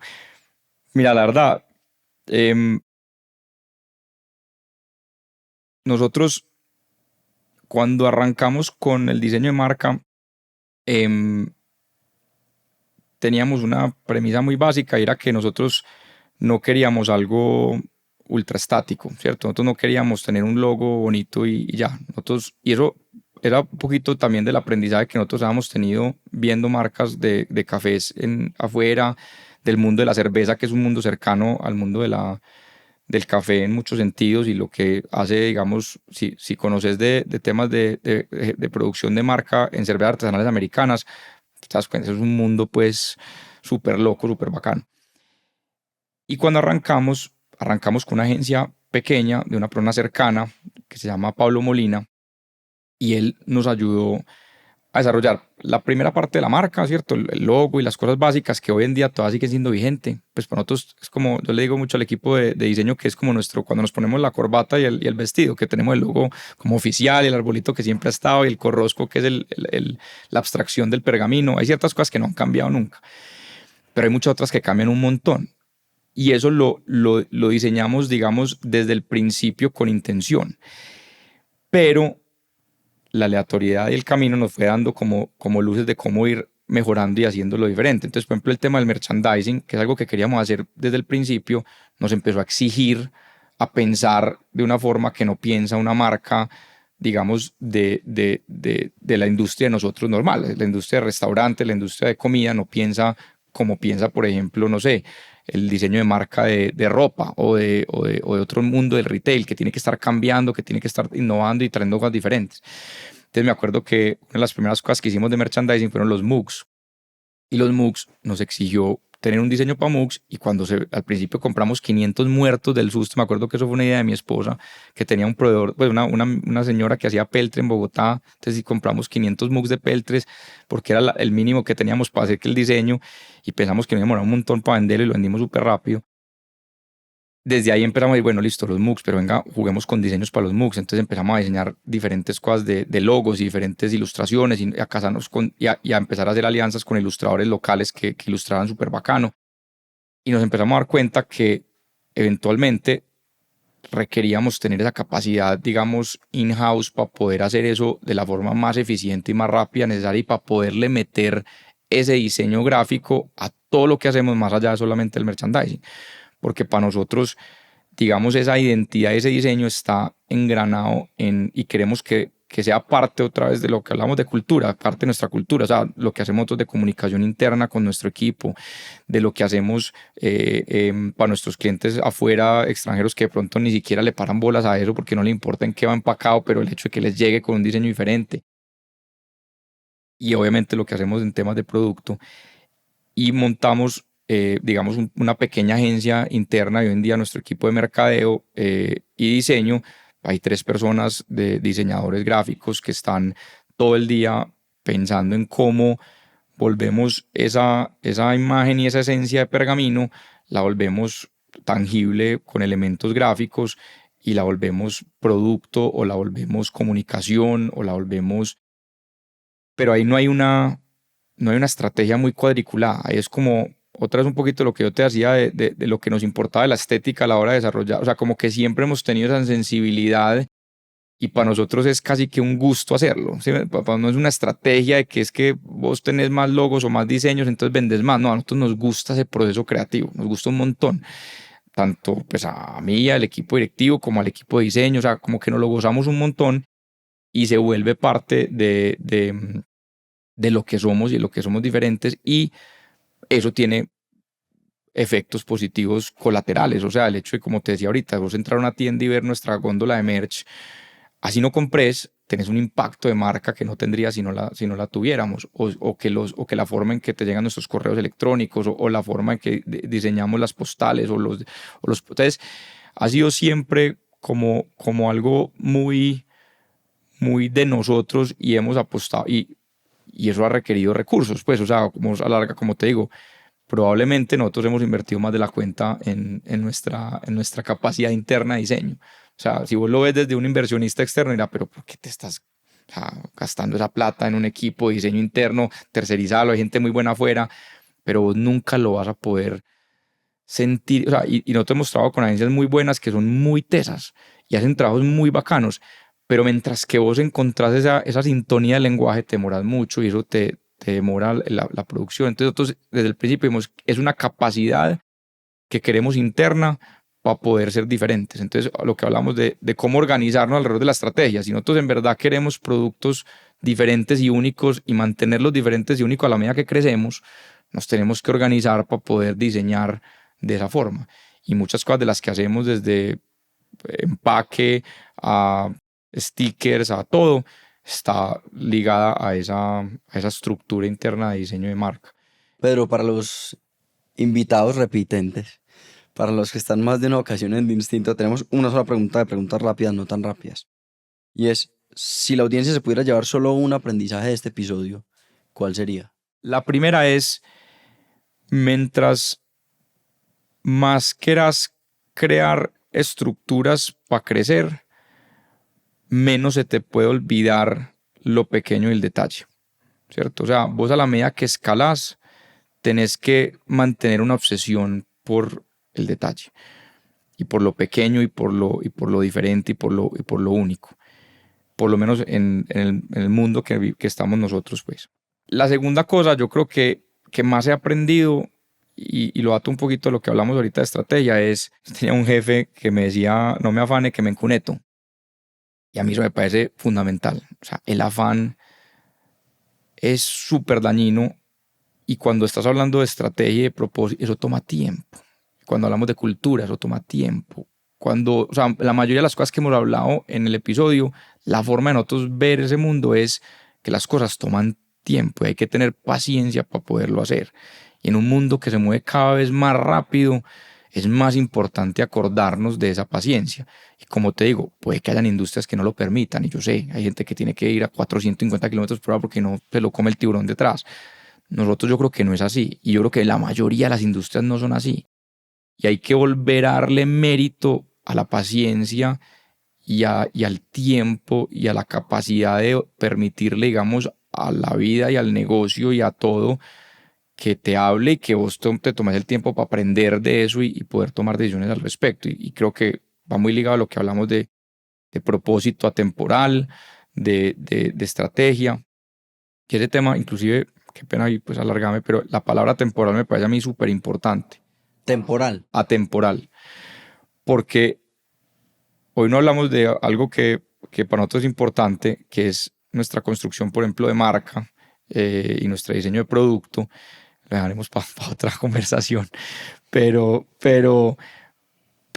el tema de ser atemporal para nosotros es súper importante. Nosotros, o sea, uno tiene que saber más o menos qué está en tendencia, qué está funcionando, pero si vos te pegas todo el día de tendencias, vos terminás como un hámster. Vos terminás un hámster dándole vueltas a una ruedita todo el día, y esperando que o sea, no llegas a ningún lado.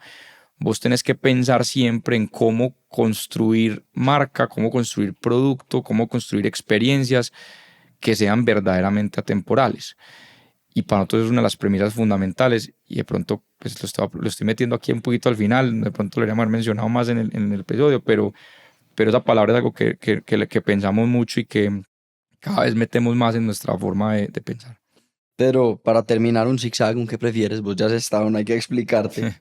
¿Una experiencia perfecta con un café promedio o un café perfecto con una experiencia promedio? Una experiencia perfecta con un café promedio. Otra vez, inclusive yo, muchas veces que hablamos con el equipo, hablamos mucho de tomarnos el café en serio, pero no tan en serio, porque muchas veces se nos olvida el 360 que hay alrededor del café o de cualquier experiencia. Y si vos llegas y te tomas un café extraordinario en Pergamino, pero pues el lugar está horrible, el ambiente está horrible, la música no es, el barista o el cajero te atiende mal y no te sonríe, pues te vas a acordar de que el café estaba muy bueno, te vas a acordar. Pero si vos tenés el 360, el café está ok, pero pues nada del otro mundo, vos sí te vas a acordar. Entonces acordate que es más importante la experiencia. Eso sí, mi mundo ideal es una experiencia perfecta con un café perfecto. Eso sí, eso es a lo que le apuntamos. ¿Una tienda que facture más o una tienda que enamore más? No, que enamore.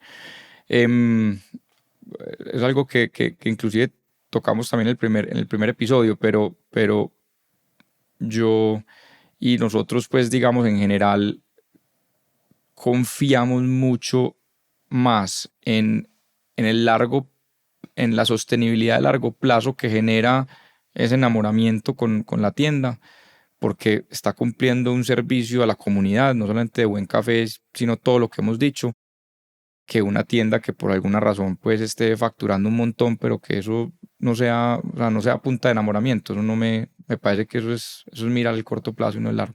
¿Cultura fuerte con rentabilidad baja o rentabilidad alta con cultura promedio? Vos una rentabilidad alta con una cultura promedio, pues yo no sé, yo creo que algunas empresas lograrán hacerlo, pues, y habrá algunas industrias que podrán tener unas culturas tóxicas y aún así, pues, ser rentables y crecer. Pero qué pereza, ¿no? Pues qué pereza vos trabajar o ser accionista o liderar una empresa con un ambiente tóxico, una cultura mediocre y así sea una rentabilidad alta. Yo creo que, pues, en todo lo que hacemos nosotros es, o sea, no es que sea más importante, es que nosotros confiamos en que la rentabilidad va a llegar si tenemos la cultura acorde para poder hacer las cosas bien, pues, y lo queremos disfrutar, o sea, todos nosotros lo queremos disfrutar. ¿Tener todas las competencias buenas de Starbucks o de Juan Valdez? Sin desmeritar la estructura que tiene Juan Valdez, aparte que no, lo que conozco de las dos es lo que uno conoce desde afuera, nunca he tenido la capacidad de poder tener conocimiento de cómo funcionan internamente. Em, pero pero de todas maneras lo que ha logrado Starbucks a nivel mundial operativamente sí es algo increíble. Pues, o sea, por más que uno raje de que el café es quemado y que la calidad a veces no es la ideal y que el servicio, pues operativamente lo que ha logrado Starbucks en la escala que lo ha logrado es muy impresionante y geográficamente y al ritmo que lo ha hecho. O sea, los que estamos en la industria de hospitalidad y retail, entendemos lo que es la complejidad de la escalabilidad y la escala de Starbucks, pues es una cosa impresionante. Entonces, pues probablemente, pero en calidad de café me quedo con Juan Valdez sobre Starbucks pues toda la vida. Entonces me queda un poquito difícil, pero digamos en operación me quedo con Starbucks. Pedro, muchas gracias. No, ustedes. Una segunda sentada muy Sí, productiva, un muy poquito buena. larga, espero que no haya sido más larga la cuenta, pero bueno. No, relax, Dani, ven para la foto.